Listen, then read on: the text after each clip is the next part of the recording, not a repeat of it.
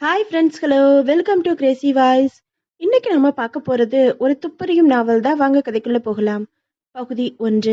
மருதமலை பஸ்ஸில் இருந்து ஜனங்கள் பொடி பொடியாக உதிர்ந்தார்கள். ஏற காத்திருக்கும் அடுத்த கூட்டத்தை விலக்கிக் கொண்டு வெளியே வருவதற்குள் சட்டையின் மேல் பித்தான் நொறுங்கி மூச்சு வாங்கியது சத்தியமூர்த்திக்கு. காந்திபுரம் பஸ் ஸ்டாண்டில் முடிச்சு முடிச்சாக ஜனங்கள். மேலே மோதிய ஆட்களை விளக்க முடியாமல் ஸ்தூல சரீரத்தோடு பஸ்ஸுக்குள் தவித்த மரகதத்தை பார்க்க எரிச்சலாக இருந்தது. அளவா திங்கணும், உடம்பு இப்படி ஊதுனா இதான் கஷ்டம். ஒரு வழியா இறங்கி பக்கத்தில் வந்து நின்றாள். என்னங்க, பசிக்குது. மணிக்கட்டை பார்த்தார் சத்தியமூர்த்தி. குவாட்ரஸ் டிஜிட்டல் 1:5:27 என்றது. பதறி போனார். அதுக்கெல்லாம் நேரம் இல்லை. கோவை எக்ஸ்பிரஸ்க்கு இன்னும் முழுசா 1 மணி நேரம் கூட இல்லை. இங்கிருந்து போய் கிளாக் ரூம் சாமானை எடுத்துக்கிட்டு மேலே பிளாட்ஃபார்ம் போய் எலவே அடிச்சுக்கிட்டேன் அங்கேயே. சீக்கிரம் புறப்படிடி, சீக்கிரம் புறப்படிடேன்னு. தரிசனம் முடிஞ்சு ரெஸ்ட் என்ன வேண்டி கிடக்கு. இந்த ரயில் போனா போகட்டுங்க. நிதானமா நீலகிரி எக்ஸ்பிரஸ்ல போய்க்கலாம். உதப்படுவ. அடுத்த வார்த்தை பேசினா பல்லு மேல போடுவேன். ரிசர்வேஷன் உங்க அப்பன் தருவானாடி நீலகிரி எக்ஸ்பிரஸ்ல. கோவைக்கே நான் பட்டப்பாடு நாய்ப்பாடு ஜாஸ்தியா. சீக்கிரம் வா. டாக்ஸியை பிடிப்பதற்குள் அடுத்த 5 நிமிடம் ஓட மரகதம் தன் 90 கிலோ உடம்பை அதற்குள் திணித்து டாக்ஸி புறப்பட, சீக்கிரம் போப்பா, ரயில பிடிக்கணும். கோவைதானே, அரை அவருக்கு மேல இருக்குதே. கிளாக் ரூம்ல போய் சாமான வேற எடுக்கணும். அதுக்கு எவ்வளோ நேரம் ஆகுமோ. டாக்ஸி 15 நிமிடங்களில் கோவை ரயில் நிலையத்தின் முன் போய் நிற்க, இறங்கி பணத்தை கொடுத்துவிட்டு திரும்பினார் சத்தியமூர்த்தி. என்னங்க? என்னடி சொல்லி தொலை. வயிற்று வலி தாங்க முடியல. இங்க எங்கேயாச்சும் சனியனே கருமாந்திர பீட அர்ச்சனை செஞ்சு கொண்டே யாரிடமோ விசாரித்து டாய்லெட்டை காட்டிவிட்டு, தோ பாரு, நான் போய் கிளாக் ரூம்ல இருக்கிற சாமான்களை எடுத்துட்டு வந்துடுறேன். நீ இதே இடத்துல நில்லு. நேரமாச்சு, சீக்கிரம் வா. கிளாக் ரூமை நெருங்கிய போது சின்னதா ஒரு வரிசை இருந்தது. ஐயோ, 1:35. தன் முறை வந்ததும் தயாராக வைத்திருந்த ரசீதை கொடுத்துவிட்டு உள்பக்கமாக போய் தன் பெட்டியை வாங்கி கொண்டார். வீலர் பொருத்தப்பட்ட அந்த இடுப்புயர விஐபி பெட்டி நகர முடியாமல் நகர்ந்தது. அதை உருட்டி கொண்டு வந்து மெயின் ஹாலில் வைத்துவிட்டு நிமிர்ந்த போதுதான் தன் தவறு புரிந்தது. மரகதத்தை இங்க நிக்க சொல்லியிருக்கணும். நான் சொன்ன இடத்தை விட்டு ஒரு அங்குலம் நகர மாட்டா. இதையும் எடுத்துட்டா போக முடியும். ரயிலுக்கு 10 நிமிஷம் கூட இல்லையே. பக்கத்தில் திரும்பி பார்த்தபோது தன்னைப் போலவே பெரிய பெட்டியை வைத்துக்கொண்டு திரு திருவென ஒருவன் விழித்துக் கொண்டிருந்தான். எஸ்கியூஸ் மீ, ஒரு நிமிஷம் என் பெட்டியை பார்த்துக்க முடியுமா? அவன் மெல்ல சிரித்து நோ ப்ராப்ளம் என்றான். சத்தியமூர்த்திக்கு அகலமாக கால்களை பதித்து டாய்லெட்டை நெருங்கினார். அப்பொழுதுதான் மரகதம் வெளியே வந்து கொண்டிருந்தாள். அவள் மூச்சிறைக்க பின்னால் ஓடி வர அவனிடமிருந்து பெட்டியை வாங்கி அவசர தேங்க்ஸ் உதிர்த்துவிட்டு அதை சரசரவென இழுத்துக்கொண்டு ஏறத்தாழ ஓடத் தொடங்கினார். படிக்கட்டுகளில் மரகதம் மூச்சிறைக்க முட்டியை பிடித்துக்கொண்டு ஏற, பயணிகள் கவனத்திற்கு, சென்னை செல்லும் கோவை எக்ஸ்பிரஸ் இன்னும் சில நிமிடங்களில். அத்தனை படிக்கட்டுகளையும் கடந்த சத்தியமூர்த்தி எந்த கோச் என்பது சட்டென நினைவுக்கு வராமல் போக, சரி, வெஸ்டியூப்ல இருக்கே, போயிடலாம். சீக்கிரம் வா மரகதம். கதவை மொய் திறந்த கூட்டத்தை விலக்கி மரகதத்தை திணித்துவிட்டு பெட்டியை உள்ளே நுழைத்ததும் ரயில் நகரத் தொடங்கிவிட்டது. அவரும் தாவி ஏறிக்கொண்டார். பர்ஸை பிரித்து டிக்கெட்டை எடுத்தார். Tea coach. இது என்ன கோச்? ஜி என்றது ஒரு குரல். இடது பக்கமா நடமரகதோ. பெட்டியை தூக்கி கொண்டு தோளில் பை கணக்க வேர்வை வழிந்தது சத்தியமூர்த்திக்கு. அசைந்து அசைந்து நகர்ந்தாள் மரகதோ. சரியான கோச்சை அடைந்து சீட் நம்பர் 42-43 தேர்ந்தெடுத்து ஏற்கனவே தவறாக உட்கார்ந்திருந்த நபரை எழுப்பி அதில் உட்காருவதற்குள் ரயில் திருப்பூரை நெருங்கிவிட்டது. அப்பாடா, முடியல. எரிச்சலோடு அவளை பார்த்தார். தாழ்ந்த குரலில், சூட்கேஸ் அடி இது. போன கணம். ஒரு 4 நாள் டூருக்கு வீட்டில் இருக்கிற சகல துணிகளும் வேணுமா? கை விட்டு போச்சு. கோவில் குளம்னு போனா பட்டு புடவைங்க வேணா. தோளில் அவள் நங்கென்று இடித்துக்கொள்ள சிரிப்பு வந்தது சத்தியமூர்த்திக்கு. என்னங்க, பசிக்குது. சாகாத, கொண்டு வருவாங்க. காஃபியும் வடை கட்லட் இத்தியாதிகளும் வர மரகதம் மலிக்கென்று முறித்து முறித்து உள்ளே தள்ள ஆரம்பித்தாள். என்னங்க, பெட்டியை வெளியில் எடுங்க. வாட்டர் பேக், டவல் எல்லாம் எடுத்துக்கணும். குனிந்த மரகதம் அதிர்ச்சியோடு நிமிர்ந்தாள். என்னடி, பொட்டி நம்மது இல்லைங்க. என்ன வளர்ற? சீக்கிரம் வாடி, 5 நிமிஷம்தான் இருக்கு. இங்க பாருங்க, ஸ்டிக்கர் ஒட்டுற இடத்துலையும் லூம்னு ஆம் இல்லைங்க, காலியா இருக்கு. சத்தியமூர்த்தி என்பதன் சுருக்கம் அது காணாமல் போயிருந்தது.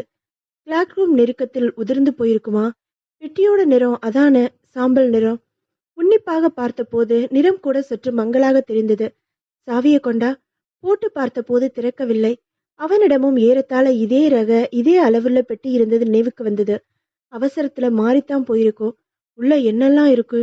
4, 5 பட்டு புடவைங்க, 8, 10 அமெரிக்கன் ஜார்ஜெட், உங்க துணிங்க, பர்சுக்குள்ள வச்ச ரூ. 140, ஒரு பிஸ்கட் பொட்டலம். நம்ம டைரி இருக்கா? ஆமாங்க. அப்படின்னா அட்ரஸ் இருக்கு. புடவைகளை வச்சுட்டு என்ன செய்ய போறான்? ஆளும் டீசெண்டா இருக்கான். அவனே வருவான். ஒருவேளை இதே ரயில்ல வர்றானோ என்னவோ. சென்ட்ரல்ல போனதும் இறங்கி காத்திருந்து பார்க்கலாம். வரலைனா வீட்ல போய் இந்த பெட்டியை உடைக்க வேண்டியதுதான். இவ்ளோ பெரிய பெட்டியில அட்ரஸ் இருக்கும். பிடிச்சிடலாம். சென்ட்ரல் வருமுறை புலம்பிக் கொண்டே வந்தாள் மரகதம். இரவு 9 கடந்ததும் ரயில் சோர்ந்து போய் சென்ட்ரலில் நுழைந்தது. சத்தியமூர்த்தி நிதானமாக இறங்கி பெட்டிக்கு கீழே அசையாமல் நின்று கொண்டு காத்திருந்தார். 4, 5 முறை போர்ட்டர்கள் வந்துவிட்டு போனதும் பிளாட்ஃபார்ம் காலியாகி போனது. ரயில் விளக்கணைந்து பணிமனைக்கு புறப்பட்டது. சத்தியமூர்த்திக்கு ஏமாற்றமும் கவலையும் ஒரே நேரத்தில் ஜனிக்க பெட்டியை தள்ளிக்கொண்டு நடக்க ஆரம்பித்தார். மரகதம் அரை தூக்கத்துடன் புலம்பிக் கொண்டே வந்தாள். கேட்டை சமீபிக்கும் நேரம் எதிரே ஒரு ஆள் வந்து வழிமறித்தார். நீங்க கோவை எக்ஸ்பிரஸ்ல வர்றீங்களா? வார்த்தைகளை உதடுகள் உதிர்க்க கண்கள் பெட்டியின் மேல் இருந்தது. எஸ். ரயில் வந்து இவ்ளோ நேரமாச்சே. பிளாட்பாரத்தில் என்ன செஞ்சீங்க? நீங்க யாருன்னு நான் தெரிஞ்சுக்கலாமா? Crime branch inspector Srikanth. சத்தியமூர்த்திக்கு டான்டன்ஸ் நனைந்தது. இன்ஸ்பெக்டர், இது விஷயமா நானே உங்ககிட்ட பேசணும். எல்லாத்தையும் ஸ்டேஷன்ல வந்து பேசிக்கலாம். கான்ஸ்டபிள், F2க்கு எடுத்துட்டு போங்க பெட்டிய. இந்தம்மா யாரு? என் மனைவி. அவங்களை அழைச்சிட்டு ஜீப்ல ஏறுங்க. ஜீப்பில் ஏறியதும் அடிவயிறு புரண்டது சத்தியமூர்த்திக்கு. கடவுளே, என்ன இது? சார், என்ன அந்த பெட்டியில? ஒரு மாதிரி மேலும் கீழுமாக அவரை பார்த்த இன்ஸ்பெக்டர் மௌனமாக முகத்தை திருப்பிக் கொள்ள, என்ன நிகழப்போகிறது என்ற கலவரத்தில் நெஞ்சு தடக் தடக்கென அடித்துக்கொள்ள ஜீப் போலீஸ் ஸ்டேஷன் முன் சென்றது. தன் மேஜையின் மீது தொப்பியை எடுத்து வைத்த இன்ஸ்பெக்டர் ஸ்ரீகாந்த், உங்க பேர் என்ன மிஸ்டர்? சத்தியமூர்த்தி. சாம்பல் நிற பெட்டியில நடுத்தர வயது மனிதர் ஒருத்தர் கோவை எக்ஸ்பிரஸ்ல கடத்தல் தங்கம் கொண்டு வர்றதா எங்களுக்கு 1 மணி நேரம் முன்னால தகவல் வந்திருக்கு. சாம்பல் நிற பெட்டி ஓகே, நடுத்தர வயது மனிதர் ஓகே, கோவை எக்ஸ்பிரஸ் அதுவும் ஓகே. இன்ஸ்பெக்டர், நான் ஒன்னு எல்லாமே இனிமே நீங்க தான் சொல்லியாகணும். முதல்ல பெட்டியை உடைச்சிட்டு பொருளை பார்த்த பின்னால நீங்க பேசலாம். கான்ஸ்டபிள் கலியமூர்த்தி இரும்பு சாதனங்களின் உதவியோடு 5 நிமிடம் போல போராட பெட்டி வாயை பிளந்தது. உடனே குப்பென்று ஒரு வாசனை பரவ, ஃபார்மலின் வாசனை. பதட்டத்துடன் ஸ்ரீகாந்த் பெட்டியை திறக்க வாய் விட்டு அலறினாள் மரகதம். சத்தியமூர்த்திக்கு விழிகள் உறைந்து போய் நிற்க, பெட்டிக்குள்ளே பிணத்துண்டுகள். பகுதி 2. நானும் டிஃபனை ஷேர் பண்ணிக்க வரலாமா? குரலை கேட்டு நிமிர்ந்தாள் ஜாய். உதட்டில் விஷமச் சிரிப்போடு எதிரே சந்தோஷ். வாங்கல, அதனால என்ன நஷ்டம்? அவன் பக்கமாக டிஃபனை நகர்த்தினாள். ஒரு அடைவில்லையை எடுத்து வாயில் போட்டு கொண்டான். மை குட்னஸ், வெங்காய அடை. நல்லா இருக்கா? நீங்க கொண்டு வந்தது மோசமா இருக்குமா? அடை மட்டும்தானா? வேற என்னெல்லாம் இருக்கு உங்ககிட்ட? பார்வையே அவள் மார்பின் மேல் அலைய விட்டான். சட்டென எழுந்து கொண்டாள் ஜாய். மெல்லிய சந்தன நிற மிடிக்குள்ளே கருப்பு பிரா கண்ணை சிமிட்டியது. தங்க சங்கிலியில் பிணைத்திருந்த மெல்லிய சிலுவை மார்பின் பிளவுஸுக்குள் சிறைப்பட்டிருந்தது. ஒரு சந்தேகம் ஜாய். புருவத்தை உயர்த்தி அவளை பார்த்தாள். ஒரு பொண்ணு கல்யாணம் ஆனவளான்னு உங்கள எப்படி அடையாளம் கண்டுக்கிறது? மிஸ்டர் சந்தோஷ். குரல் மிரட்டலாக வர, ஐயோ, ஏன் கோச்சுக்கிறீங்க? சரியா புரிஞ்சுக்கல நீங்க. எங்கள்ல மெட்டி அடையாளம் அது உண்டா உங்களுக்கு? பதில் பேசாமல் அவள் நகர, தோளை குலுக்கிக் கொண்டே நீளமான அயல் நாட்டு சுருட்டொன்றை உதட்டுக்கு தந்து முனைக்கு தீக்குளிப்பு நிகழ்த்திவிட்டு நாற்றம் கமல நடந்தான். ஆபீஸ்க்கு போகாமல் லூபியை கடந்து வெளியே நடந்தான். மரத்தடி நிழலில் நிறுத்தப்பட்டிருந்த சில்வர் பிளஸ் அருகில் சாய்ந்தபடி அந்த தாடிக்காரன் நிற்க அவனை நெருங்கினான். சாயங்காலம் வருவியா தொர? சரக்கு ரெடி. பாஸ். ஏன் தொர அஸ்வாரஸ்யமா கேட்குற? முந்தா நாள் தான் தென்னை ஓலை நட்டு புட்டு சுத்தி இருக்காங்க. சரியா 15 முடியல. இன்னும் குழந்தையாச்சேன்னு கவலைப்படாத. இனாக்ரேஷன் நீதான் தொர. மனசு சரியில்லை விக்டர். கை எட்டுற தூரத்துல விண்ணுன்னு இருக்கு. ஒரே நாள் அவளை. யாரது தொர? நான் முயற்சி செய்யவா? உன் ஜம்பம் இங்க சாயாது. நானே பாத்துக்கிறேன். அந்த ஃபாரின் ரோஜாப்பூ வந்துருச்சுல்ல, அதுல 4 நாளைக்கு எடுத்தா டிஃபாட்டி கிடைக்குமா? ஜிகாரா? தீர்ந்து போச்சு. 4 ஸ்மாக் ஏத்திக்கிட்ட தான் வேலையே ஓடுது. இந்தா 100 ரூபாய் தாளை அவன் கையில் அளித்து விட்டு திரும்பி பார்க்காமல் ஆபீஸுக்குள் நுழைந்தான் சந்தோஷ். டைப்ரைட்டரை நகர்த்திவிட்டு தலையை மேஜை மேல் கவிழ்த்து கொண்டான். Many happy returns of tomorrow. Thank you என்ற மெல்லிய குரல் ஜாய்க்கு சொந்தம். அப்படின்னா நாளைக்கு பிறந்த நாளா? தலையை உயர்த்தி பார்த்தான். மிடிக்கு கீழே அவளது மெர்க்குரி கால்கள் மினுமினுக்க லேசாக பறந்த அடிப்பாகம் கெண்டைக்காலின் மேல் பாகத்தை எசக்கு பிசகாக உணர்த்த உட்கார முடியவில்லை சந்தோஷுக்கு. சன்லைட் பேண்ட் சகி காகிதத்தை எடுத்து மேஜை மேல் பரப்பி எழுதத் தொடங்கினான். ஸ்வீட் ஜாய், பிறந்த நாள் வாழ்த்துக்கள். எனக்கு ஒரு ஆசை, பிறந்த நாள் கோலத்தில் உன்னை பார்க்க வேண்டும். என் ஜாய் பெண்ணே, என்ஜாய் பண்ண உன்னோட நான் வரலாமா? சந்தோஷ் பலமுறை படித்த போது கவிதை போல் இருந்தது அந்த கடிதம். அன்று இரவு கொஞ்சம் பீர் அருந்திவிட்டு கனவுகளோடு படுக்கையில் மிதந்தான். பஞ்சு பொதி மேகங்களில் ஜாய் தவள கேரட் வண்டியில் வந்து டூயட் பாடினான். விடிந்த பொழுது 7 மணி. சூரியன் இமைகளை சுட அவசரமாக எழுந்தான். பார்த்து பார்த்து அலங்கரித்து கொண்டு ஏராளமான சென்ட் தெளித்து கொண்டு ஒரு விதம் செலுத்தப்பட்டவன் போல நடந்தான். பார்ஷன் காம்ப்ளெக்ஸில் வண்டியை நிறுத்தி 100 ரூபாய் விலையில் பொக்கே வாங்கி கொண்டு இரவு விக்டர் தந்த ரோஜா பூவோடு கடிதத்தை சொருகி பொக்கையின் தலைப்பாகத்தில் தொங்கவிட்டான். லேட்டாக ஆபீஸுக்குள் நுழைந்த போது ஆகாய வண்ண சுடிதாரில் ஷாம்பு தலையோடு பறந்து கொண்டிருந்தாள் Joy. Sweet birthday wishes to you. கொஞ்சம் தடுமாறி பின் அந்த பொக்கையை வாங்கி கொண்டாள். ஈர உதடுகள் மெல்ல பிளந்து நன்றியை சொல்ல அரிசி பல் வரிசையும் சன்னமாக தெரிந்த நாக்கும் கிறங்க வைத்தன. ரோஜா பூவோடு கடிதத்தை பார்த்ததும் புருவங்கள் சேர்ந்து கொள்ள அவனை பார்த்தாள். மத்தியானம் கேண்டீன்ல பதில் சொன்னா போதும். அதை பிரித்து படிக்க தொடங்கினாள். படித்து முடித்ததும் அவனை பார்த்தாள். பதில் பேசாமல் தன் இருக்கைக்கு போய் உட்கார்ந்து கொண்டாள். கோவமே வரலையே, அப்படின்னா சம்மதம் தானே இவளுக்கு? விசிலடிக்க தோன்றியது. ஆசையை கட்டுப்பட்டு அடக்கிக் கொண்டான். மத்தியான நேரம் வரை நிமிடங்களை சபித்தான். வினாடி முள் நெஞ்சில் குத்தியது. லஞ்சு நேரத்தில் அவளும் மற்றவர்களும் போகும் வரை காத்திருந்தான். முனை திரும்பியதும் திரும்பி இவனை பார்த்துவிட்டு நடந்தாள். வர்றே வா. 5 நிமிடங்களை தேய்த்து விட்டு கேன்டீனுக்குள் போனான். ஹாய் சந்தோஷ், எத்தனை நேரம் உங்களுக்காக காத்துக்கிட்டு இருக்கிறது? கேன்டீன் மொத்தமும் அவளது உரத்த குரலில் திரும்பி பார்க்க சந்தோஷ் வியர்த்து போனான். Please come. அருகில் நெருங்கினான். பதில் கேட்கிறியாடா பாஸ்டர்? இந்தா பதில். புயல் வேகத்தில் அவள் கைகள் அவன் கன்னத்திலும் முகத்திலும் மாறி மாறி இயங்க அத்தனை பேரும் கூடுவதற்குள் அவன் முகத்தில் செத்தென்று துப்பினாள். அவளது அறையின் வேகத்தில் மூக்குடைந்து அந்த இரத்தத்தோடு எச்சில் கலந்தொழுக அடுத்த நிமிடங்களில் கேன்டீனே காலியானது. சந்தோஷ் அவமானத்தில் சிரித்து போனான். பகுதி 3. 10:30 மணிக்கு தேசிய நிகழ்ச்சிகளில் ஏதோ ஒரு எபிசோடு பார்த்து கொண்டிருந்த பிரசன்னா ரிசீவர் சிரிங்க கையில் எடுத்தான். எதிர்முனையில் இன்ஸ்பெக்டர் ஸ்ரீகாந்த். உடனே வாங்க பிரசன்னா. என்ன இந்த ராத்திரி வேலையில? கோவை எக்ஸ்பிரஸ்ல உங்களுக்கு தீனி வந்திருக்கு, உடனே வாங்க. விவரத்தை போன்ல சொல்ல முடியாது. ஜிப்பாவை மாட்டிக்கொண்டு ஜோல்னா பையுக்குள் கை நுழைத்து சிகரெட் இருக்கிறதா என்று பார்த்து கொண்டான். ஹோண்டாவில் முதுகு படர்ந்து சீறினான். டிவியை அணைத்தோமா என்ற சந்தேகம் வருவதற்குள் வண்டி ஸ்பென்சரை தாண்டி விட்டது. மிரண்ட விழிகளோடு நடுத்தர வயது தம்பதிகள் தோரணையோடு ஸ்ரீகாந்த். எதிரே விரிய திறந்த பெரிய சூட்கேஸ் பார்த்ததும் அதிர்ந்தான். துண்டு துண்டாக வெட்டப்பட்ட மனித உடல். அதனுள் ஃபார்மலின் வாசனையை தோற்கடிக்கும் கெட்ட வாசனை. இன்ஸ்பெக்டர் ஸ்ரீகாந்தை பார்த்தான். இன்னும் விசாரணை ஆரம்பிக்கல பிரசன்னா. எங்களுக்கு 7 மணி சுமாருக்கு கோவை எக்ஸ்பிரஸ்ல சாம்பல் நிற பெட்டியில இந்த வயசு மனிதரால கடத்தல் தங்க வருதுன்னு தகவல். பெட்டிக்கு அருகில வந்து குனிந்து உட்கார்ந்து கொண்டான் பிரசன்னா. மனித உடல் ஏராளமான துண்டுகளாக இருந்தது.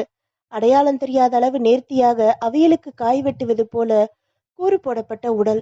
ஆண் உடல் என்பது சில பீஸ்களில் புரிந்தது. ஓகே, மார்ச்சுவரிக்கு அனுப்பிடுங்க. அதுக்கு முன்னால உங்க மற்ற சடங்குகளை எல்லாம் முடிச்சிடுங்க ஸ்ரீகாந்த். புகைப்படம் மற்றும் ரேகை பதிவுகள் அத்தனையும் துல்லியமாக கணிக்கப்பட்டு பெட்டி அகற்றப்பட்டது. பெட்டி மறுபடியும் நமக்கு வரணும் ஸ்ரீகாந்த். சொல்லுங்க, எப்படி நடந்தது இது? பிரசன்னா சத்தியமூர்த்தியை அணுகினான். சத்தியமூர்த்தி முதல் அத்தியாயத்தில் நடந்த அத்தனை விஷயங்களையும் எழுத்து விடாமல் சொன்னார். நாங்க நம்பணுமா? ஸ்ரீகாந்த் குறுக்காக வெட்ட சத்தியமூர்த்தி கண்களில் கோபத்தோடு தலையை உயர்த்தினார். நீங்க போலீஸ். இந்த நிமிஷம் உங்க முன்னால நாங்க அக்யூஸ்ட். நிஜம் எதுவும் எடுபடாதுன்னு எனக்கு தெரியும். ஆனா தெய்வத்துக்கு தெரியும் என்னை பத்தி. உங்க இஷ்டப்படி நீங்க ஆக்ஷன் எடுத்துக்கலாம். I am ready. Don't be emotional mister Sathyamoorthy. Relax your self. அவங்க போலீஸ் கடமையே செய்யறாங்க. நீங்க தப்பு செய்யலைன்னா கட்டாயம் தப்பிக்கலாம். உங்க ஒத்துழைப்பை தந்தாலே போதும் எங்களுக்கு. பிரசன்னா நிதானமாக பேச, நான் என்ன செய்யணும் சார்? நீங்க சொன்னபடி பார்த்தா பெட்டியோட சொந்தக்காரன் வேற. அவனது உருவ நினைவிருக்கா? அவசரத்துல மனசுல பதியல சார். எல்லாம் இந்த மூதேவி பண்ணின வேலை. என் உயரம் இருந்தான், கொஞ்சம் ஒடிசலா இருந்தான், கண்ணுக்கு கண்ணாடி தந்திருக்கிறதா ஞாபகம். கிளாக் ரூம்ல நீங்க பெட்டி எடுக்கும்போது கூட யாராவது கூட இருந்தானா? இல்ல தனியா வெளியே இருந்தானா? தனியா வெளியில வெயிட்டிங் ஹால்ல தான். ஆனா அங்கிருந்து பார்த்தா கிளாக் ரூம் தெரியும். திரு திருன்னு முழிச்சுக்கிட்டு அவன் நிக்கிறத பார்த்தா ஏதோ ஆட்டோவோ இல்ல போர்ட்டரோ தேடுற மாதிரி இருந்தது. சத்தியமூர்த்தியின் பெயர், வயது, முகவரியோடு மற்ற விவரங்களையும் குறித்து கொண்டு அவர்களை போக சொன்னான் பிரசன்னா. அவர்கள் நகர்ந்ததும் கான்ஸ்டபிள் அழைத்து, இந்த நிமிஷம் முதல் இவங்கள பார்வையில வச்சுக்கிறது உங்க பொறுப்பு. அவன் சல்யூட் அடித்து விட்டு நகர்ந்ததும், என்ன பிரசன்னா, கேஸ் இப்படி துண்டு துண்டா வந்து நிக்குதே, முழுசா வந்தா பிரசன்னா எதுக்கு? பிஎம் ரிப்போர்ட்டும் அந்த பெட்டியும் வராம ஒரு அங்குலம் கூட நகராது கேஸ். இந்த சத்தியமூர்த்தி பார்வை இருக்கட்டும், தப்பு இல்ல, ஆனா பேச்சுல போய் தெரியல. உங்களுக்கு வந்த தகவல் எங்க இருந்து? கோயம்புத்தூர் போலீஸ் ஸ்டேஷன்ல இருந்து. சோ அங்க கொடுக்கப்பட்ட ஃபால்ஸ் டைவர்ஷன் தான் இந்த தங்க சமாச்சாரம். லேபுக்கு சொல்லி நாளைக்கு காலையில 10க்குள்ள ரிப்போர்ட் வரணும்னு சொல்லுங்க. நான் கிளம்புறேன். இரவு வெகு நேரம் கழித்து தூங்கி போனதில் அயர்ந்து தூங்கி போனான். தலைக்கு மேல் டெலிபோன் அலறியால கண்ணில் அடித்தது சாலை வெயில். தலையை உயர்த்தி பார்க்க 9 என்றது எஸ்டெல்லா. எஸ் பிரசன்னா, நான் தான் ஸ்ரீகாந்த். ரிப்போர்ட் வந்தாச்சு பிரசன்னா, உடனே புறப்பட்டு வாங்க. அவசரமாக குளித்து புறப்பட்டான். பிஎம் ரிப்போர்ட்டோடு டாக்டர். பக்கத்தில் அந்த பூத பெட்டி. ரொம்பவும் சிதைக்கப்பட்டதால சில விஷயங்களை அனுமானிக்க முடியல. ஆனா மரணம் நிகழ்ந்து 48 மணி நேரத்துக்கு மேலாச்சு. குறிப்பா ஏதாவது விரல்கள் தனித்தனியா வெட்டப்பட்டிருக்கு. கை விரல்கள் 12 இருக்கு. சோ 6 விரல்காரன். குட், இது ஒரு நல்ல அடையாளம் தான். துண்டு துண்டான பணத்தை வச்சுக்கிட்டு இதுக்கு மேல பிஎம்ல எந்த ஐடென்டிட்டியும் தர முடியாதுதான். அந்த பெட்டியை எடுங்க. பெட்டி வந்தது. 4 சக்கரங்கள் அடிப்பாகத்தில் பொருத்தப்பட்ட மிகப்பெரிய சூட்கேஸ். 2 பக்கமும் திறந்து கொள்ளும்படி அமைக்கப்பட்ட பெட்டி. திறந்து மேலும் கீழுமாக பார்த்தான் பிரசன்னா. கீழ்ப்பாகத்திலிருந்து திறந்த போது பெட்டியின் வலது பக்க மூலையில் ஒட்டப்பட்டிருந்த ஸ்டிக்கர் தெளிவாக தெரிந்தது. அதை விரலால் அழுத்தி மெல்ல உரித்து கையில் எடுத்தான். மெல்லிய தங்க நிற எழுத்துக்களில் சிவப்பு பின்னணியில் சிங்காரவேலன் லெதர் மார்ட் என்றது. ஸ்ரீகாந்த், இத பாருங்க, கடையோட பேர். இத வச்சுட்டு நிறைய செய்யலாம். கடை கோயம்புத்தூர் கடையா மெட்ராஸ் கடையான்னு முதல்ல பார்க்கணும். இன்னைக்கு சனிக்கிழமை, ஆகஸ்ட் 23ஆம் தேதி காலையில டாக்டரே பிஎம் ரிப்போர்ட் படி 48 மணி நேரத்துக்கு மேல ஆகியிருக்கும். ஸோ 21ஆம் தேதி வியாழக்கிழமை காலையில இல்ல 20ஆம் தேதி புதன்கிழமை ராத்திரி நடந்திருக்கிற சம்பவம். கான்ஸ்டபிளை கூப்பிடுங்க. வந்தான். சிங்காரவேலன் லெதர் மார்ட்னு ஒரு கடை மெட்ராஸ்ல இருக்கான்னு விசாரிச்சு மத்தியானத்துக்குள்ள எனக்கு சொல்லணும். அவன் தலையாட்டி விலகினான். இவன் பதில அனுசரிச்சு கோயம்புத்தூர் புறப்படலாம். By the by, DSP Ram அங்கதான் இருக்காரு. ஒரு கால் போட்டு சுருக்கமா விஷயத்தை அவருக்கு சொல்லுங்க. 1 மணி நேரத்தில் போன் வந்தது. நான் 511 பேசுறேன் சார். சொல்லுங்க. அந்த சிங்காரவேலன் லெதர் மார்ட் ராயப்பேட்டை ஹைரோட்ல ஆஞ்சநேயர் கோவிலுக்கு பக்கமா இருக்கு. பஸ்ல இருந்து கிட்டத்துல தான். பிரசன்னா உடனே வண்டியில் அவசரமாக ஆரோகணித்து சீரவிட்டான். பகுதி 4. துரை, போதும். ஒன்னும் கலக்காம ராவா ஒரு பாட்டில் உள்ள போயாச்சு. தடுக்காத விக்டர். அவ என்ன சாச்சிட்டா தெரியுமா? என்ன அடிச்சிட்டா தெரியுமா? எத்தனை பேருக்கு முன்னால மூஞ்சில எச்சி துப்பிட்டா விக்டர். ரத்தம் வர அடிச்சா. அவமானமும் உள்ள போன சரக்கும் நெஞ்சுக்குள்ள காதல் செய்ய தன்னை மறந்து வாய்விட்டு அழத் தொடங்கினான் சந்தோஷ். துரை, என்ன இது? தேம்பி தேம்பி அழுதான் சந்தோஷ். சர்தா, நீ வாங்க வேண்டியதுதான். என்னடா சொன்ன? கையை ஓங்கி கொண்டு விக்டர் மேல் பாய முற்பட, என்கிட்ட கோபம் வந்து லாபம் இல்ல துரை. காட்ட வேண்டிய இடத்துல காட்ட தெரியலையே உனக்கு. பொம்பளை கையில அடி வாங்குறது அவமானம் இல்ல துரை. வாங்கிட்டு வந்து இப்படி ஒப்பாரி வைக்கிறியே, இதுதான் அசிங்கம். வேற என்னடா செய்யட்டும்னா? அப்படி கேளு துரை. இது ஆம்பளத்தனம். யோசிக்கிறது மீசைக்கு அழகு. சரி சொல்லு, என்னத்த சொல்ல? 10 பேருக்கு முன்னாடி உன்னை தலகுனிய வச்சா இல்ல அந்த சிரிக்கும் அவ. அதையே நீயும் திருப்பு. எப்படிடா? புரியலையே. அவ எச்சில் உன் முகத்துல பட்டா உனக்கு அவமானம். உன் எச்சில் அவ முகத்துல பட்டா என்னையும் துப்ப சொல்றியா? அட, யாரையா நீ? உள்ள போன சரக்கு மூளைய செலவு பண்ணிருச்சு போல. அவ துப்புனா நீ ஒத்து எடு. புரியல? முத்தம் கொடுறா மூதேவி. தன்னையும் மீறி ஏக வசனத்தில் அந்த விக்டர் வசைப்பாட, அது முடியுமா? நீ ஆம்பளையா இருந்தா முடியும். விருட்டென்று ரத்தம் தலைக்கேறியது. அறிவு துப்புரவாக மழுங்கி போனது. விக்டர் சீண்டி விட்டது தன்மானத்தை அல்ல, வாழ்க்கையே என்பது புரியாமல் அவன் வெட்டி வைத்த குழியில் தலை குப்புற விழுந்தது தெரியாமல் சிகரெட் விரலை சுடும் வரை சுண்டி இழுத்தான். காலையில் எழுந்ததும் உடம்பே 2 பங்கு கனமாக இருந்தது. நெஞ்சுக்குள் ஜாய் விஸ்வரூபம் எடுத்து திரும்ப திரும்ப துப்பிக் கொண்டிருந்தாள். விடுறதில்லடி ஒன்ன. தாமதமாக புறப்பட்டு ஆபீஸ் போய் சேர்ந்தான். உள்ளே நுழைந்ததும் வழக்கமாக விஷ் பண்ணும் ரிசப்ஷனிஸ்ட் கூட ஒரு மாதிரி பார்த்துவிட்டு தலையை தாழ்த்தி கொண்டாள். நேற்றைய தும்பல் சம்பவம் அத்தனை பேரையும் தொற்றிக் கொண்டது. அவமானத்தில் உடம்பு எரிந்தது. யாரும் அவனை கண்டுகொள்ளவில்லை. அப்பொழுதுதான் ஜிஎம் பஞ்சாபி கேசன் ஜாயின் மேஜைக்கு பக்கத்தில் நிற்பதை கவனித்தான். பத்தி வச்சிட்டாளா? ஜிஎம் கழுத்தை திருப்பி இவனை ஒரு முறை பார்த்துவிட்டு தொடர்ந்து ஜாயிடம் பேசிக் கொண்டிருந்தார். ஆவேசம் உச்சத்துக்கே வர அறிவு சுத்தமாக மழுங்கி போக பக்க பாக்கெட்டில் இருந்த பாட்டிலை எடுத்து வாயில் கடகடவென கவிழ்த்து கொண்டான். நட்ட நடுகாலில் அவன் குடிப்பதை பார்த்து அத்தனை பேரும் மிரள, ஒரு விலங்கை போல நாளை பாய்ச்சலில் ஜாயை நெருங்கி மின்னல் அடிக்கும் நேரத்தில் அவளை இழுத்து தன் மார்பேல் போட்டுக்கொண்டு பளிச்சென்று உதடுகளை கவ்விக்கொண்டான். ஜாய் அலறக்கூட முடியாமல் கால்களை உதறிக்கொள்ள, ஜி.எம். பஞ்சாபி கேசன் பாய்ந்து அவளை அவனிடமிருந்து பிடுங்கி உதடுகளில் வழிந்த இரத்தத்தோடு ஜாய் மயங்கி சாய, ஆறாவமுதன் டாக்டருக்கு போன் செய்ய, சண்டாளி, எச்சிலும் ரத்தமும் வலிய சப்ப எனக்கு எப்படி இருந்திருக்கும்னு புரிஞ்சுதாடி, கேடுகட்ட பீட. திமிரும் அவனை 4 பேராக பிடித்து டாய்லெட்டுக்குள் தள்ளி நீரை வாரி வாரி இறைக்க, மடங்கி கிளாசட் ஓரமாக சாய்ந்தான். ஆறாவமுதன், போலீஸுக்கு இன்ஃபார்ம் பண்ணுங்க. ஜி.எம். பஞ்சாபி கேஷன் கூவ, சார் ஒரு நிமிஷம், எமோஷ்னலா ஒரு காரியம் செய்ய போய் எத்தனை பேர் அது பாதிக்கும் தெரியுமா? அந்த ஜாய் பொண்ணுக்கு கல்யாணம் நிச்சயமாயிருக்கு. இந்த நேரத்துல போலீஸ் எல்லாம் வந்து பிரச்சனை வலுத்து நாளைக்கு கேஸு சாட்சி சம்மன்னு போனா அவளோட லைஃப் பாலாகும். எவனும் அவளை கட்டிக்க மாட்டான். தேவையா சார்? பின்ன அந்த இடியட்டை விட்டு வைக்கிறதாயா? யாரு சொன்னா? டெர்மினேட் பண்ணிடுங்க, ஒளிஞ்சு போகட்டும். அவனா இதை செய்யல, உள்ள போன சரக்கு விளையாடி இருக்கு. இதோட விஷயத்தை முடிச்சிடுங்க சார். பேப்பர்ல வந்தா கம்பெனி இமேஜ் அடிபடும். அதுவும் சரி என்று தோன்ற ஸ்டெனோவை அழைத்தார். Take down the termination letter of Santhosh.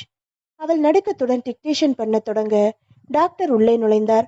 உதடுகள் பிளந்த ஜாயை கொஞ்சம் கவலையுடன் கவனித்தார். பகுதி 5. ஆஞ்சநேயர் கோவிலுக்கு எதிரே ஏராளமான பெட்டிகள் அடுக்கப்பட்ட கடை தெரிய போர்டை கவனித்தான் பிரசன்னா. சிங்கார வேலன் லெதர் மார்ட். ஆங்கிலத்திலும் தமிழிலும் பெரிய எழுத்துக்களில் பகல் நேரத்தில் கூட அணைக்கப்படாமல் மெர்க்குரி சோகையாக மின்ன வண்டியை நிறுத்தி உள்ளே போனான். சாருக்கு என்ன வேணும்? வழுக்கை தலை மனிதர் ஒடிசலாக வயிற்றை எக்கிக் கொண்டு வியாபாரம் பேசினார். கார்டை பிரசன்னா காட்ட தடக்கென்று எழுந்தார். பதட்டப்பட வேண்டாம், ஒரு சின்ன விசாரணை தான். நான் உட்காரலாமா? ஐயாவுக்கு ஸ்டூல் போடுறாய். ஜூஸ் ஏதாச்சும் சாப்பிட்றீங்களா? அதெல்லாம் வேண்டாம். இந்த ஸ்டிக்கரை உங்க கடையில விற்கிற எல்லா பெட்டிகள்லையும் ஒட்டுவீங்களா? காட்டினான். ஆமா, நம்மதுதான்.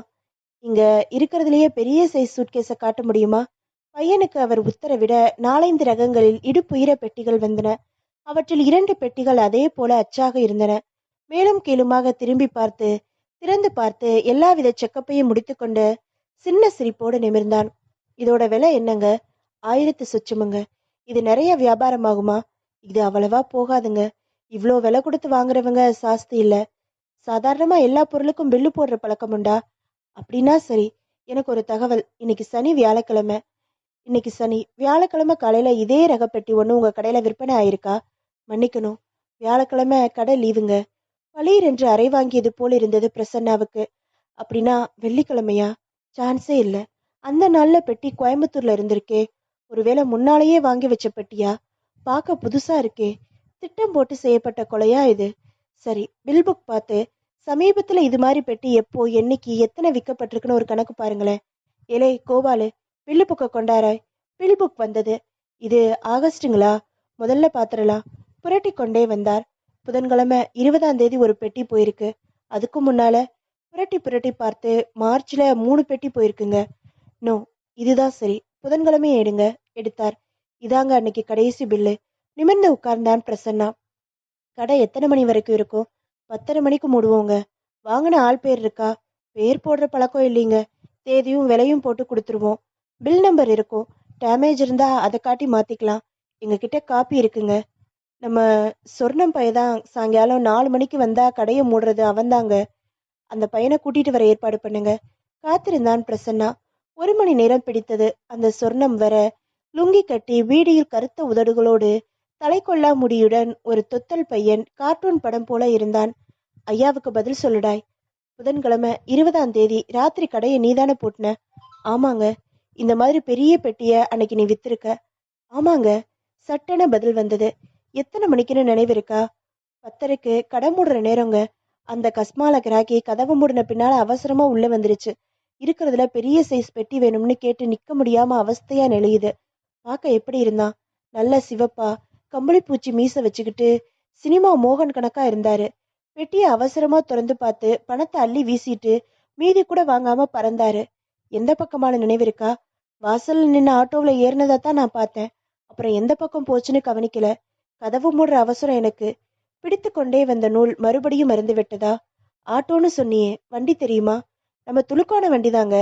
பிரசன்னாவுக்கு சந்தோஷமாக இருந்தது. இல்ல, அருந்து போகல, இணைப்பு இன்னும் இருக்கு. எங்க அந்த துலுக்கானோ? எப்பவும் இந்த பக்கமா வரமாட்டான். கடைசி சவாரி மயிலாப்பூர் பக்கமா அமைஞ்சா நம்ம கடையாண்டதான் வண்டியை நிறுத்துவான். வண்டி நம்பர் தெரியுமா? தெரியலைங்க. ஆனா ஞாயிற்றுக்கிழமை திருவேற்காடு வருவான் வார வாரம். ஆட்டோலையா? இல்லைங்க, பஸ்ல. நாளைக்கு ஞாயிற்றுக்கிழமை கருமாரியம்மன் கோவில்ல துலுக்கானத்தை பிடிச்சிடலாம். சரி தம்பி, காலையில 5 மணி முதல் பஸ்ஸுக்கு பிராட்வே ஸ்டாண்டுக்கு அங்கதானே அவன் வருவான். சமயத்துல சைதாப்பேட்டையில ஏறுவான். நீங்க வாங்க, நாளைக்கு அவனை பாத்திரலாம். ஞாயிற்றுக்கிழமைக்கு இன்னும் சில மணி நேரம் இருப்பது பிரசன்னாவை கஷ்டப்படுத்தியது. இந்த கேஸோட பாதையே துலுக்கானத்தின் கையில்தான். அவனை பிடிச்சா சகலமும் கிடைக்கலாம். இரவு முழுக்க தூங்காமல் விழித்திருந்து கண்கள் எரிய எரிய விடிய காலையில் பஸ் ஸ்டாண்டில் நின்ற போது மெல்லிய குளிர்காற்று இதமாக இருந்தது. ஒரு டீ அடித்துவிட்டு நிமிர்ந்த போது அந்த சொர்ணம் பவ்யமாக வேஷ்டி சட்டையுடன் எதிர்பட்டான். பஸ்ஸில் ஏறி உட்கார்ந்ததும் துலுக்கானம் பெறவில்லை. என்னப்பா இது? ஒருவேளை சைதாப்பேட்டையில ஏறுவான். அவனோட சகா காளின்னு ஒருத்தன் வருவான். பிராட்வேயை விட்டு புறப்பட்ட பஸ் அண்ணா சாலையை சீறிக்கொண்டு 1000 விளக்கை விழுங்க பிரதான சாலை மௌனமாகி அங்கங்கே டீ கடைகள் கண் விழித்திருக்க சாலை எல்லாம் சோடிய மழை பொழிந்து வெளிச்சம் வெள்ளம் தழும்பியது. அவ்வப்போது எதிர்ப்படும் லாரிகள். சைதாப்பேட்டை நெருங்கியது. தோ காளி மட்டும் வர்றான் சாமி. பிரசன்னாவுக்கு ஏமாற்றமாக இருந்தது. டே, எங்கடா துலுக்கானோ? அதையும் கேக்குற எம்மு. நேத்து சாயங்காலம் கொசப்பேட்டையில சவாரி போவாங்காட்டியும் ஏதோ கலக்கல் சரக்கு ஊத்திக்கிட்டு இருக்கான் பேமாடி பைய. அது வார்னிஷோ என்னவோ கலந்து இப்ப ஜீகல்ஸ்ல சேர்த்துட்டாங்களாமே. தம்பி, நீ சொல்றது சரிதானா? நான் நேத்திக்கு ராத்திரி போய் பார்த்தேனுங்க. இருக்கானோ செத்தானோ? தம்பி வா என்னோட. புறப்பட்ட பஸ்ஸை அவசரமாக நிறுத்தி அவர்களோடு இறங்கிய பிரசன்னா தூங்கிய டாக்ஸியை தட்டி எழுப்பிவிட்டு கதவை திறந்து அவசரமாக நுழைந்து கொண்டான். டாக்ஸி மறுபடியும் அண்ணா சாலையில் ஓட இருப்பு கொள்ளாமல் அண்ணா சாலையில் தத்தளித்தான் பிரசன்னா. பகுதி 6. வீட்டிற்குள் நுழைந்த அவனை பார்த்ததும் முகம் மாறி சட்டென எழுந்து நின்றார் பஞ்சாபி கேசன். யார் உன்னை உள்ள விட்டது? சார், நான் சொல்றத கொஞ்சம் பொறுமையா கேட்கணும் நீங்க. சந்தோஷ் கொஞ்சம் குரலில் கேட்டான். கெஞ்சும் குரலில் கேட்டான். என்ன சொல்ல போற? நான் ஜாய்க்கு லெட்டர் எழுதினது முதல் தப்பு. அதுதான் அவளுக்கு ஆத்திரத்தை மூட்டியிருக்கு. அதுல இருந்த தகாத வார்த்தைகள் அவளை சீண்டி விட்டுருக்கு. சோ என்னை அவமானப்படுத்திட்டா. அந்த ஆக்ரோஷமும் சிநேகிதன் ஒருத்தன் உசிப்பி விட்டதும் உள்ள போன ஏராளமான லிக்கரும் என்னை நிலத்தடுமாறி அப்படி நடக்க தூண்டி இருக்கு சார். தப்பு முழுக்க என்னதுதான். சார், நான் இப்ப தெளிவா இருக்கேன். பொழுது சாஞ்சதும் நீயும் சாஞ்சிருவியே. மறுபடியும் பழைய சாக்கடை தானே. எடுத்த முடிவு எடுத்ததுதான். நீ போகலாம். சார், பழைய ரெஃபரன்ஸ் இல்லாம எங்க போனாலும் வேலை கிடைக்காது சார். ப்ளீஸ். மண்ணை நான் போடலப்பா, நீயே போட்டுக்கிட்ட. நீ ஹிந்து தானே. நம்ம பாவங்களை நாம தான் அனுபவிக்கணும். இந்த தண்டனை உன்னை திருத்தட்டும். போயிட்டு வா. மன்னிப்பு கிடைக்கலைன்னா மனசு வெறுத்து போய் தப்பு செய்ய சொல்லு சார். என்ன மிரட்டுறியா? செஞ்சுட்டு உள்ள போ. நீ அங்க இருந்தாதான் நாட்டுக்கும் ஊருக்கும் நல்லது. கிளம்பு. என் நேரத்தை வீணாக்காத.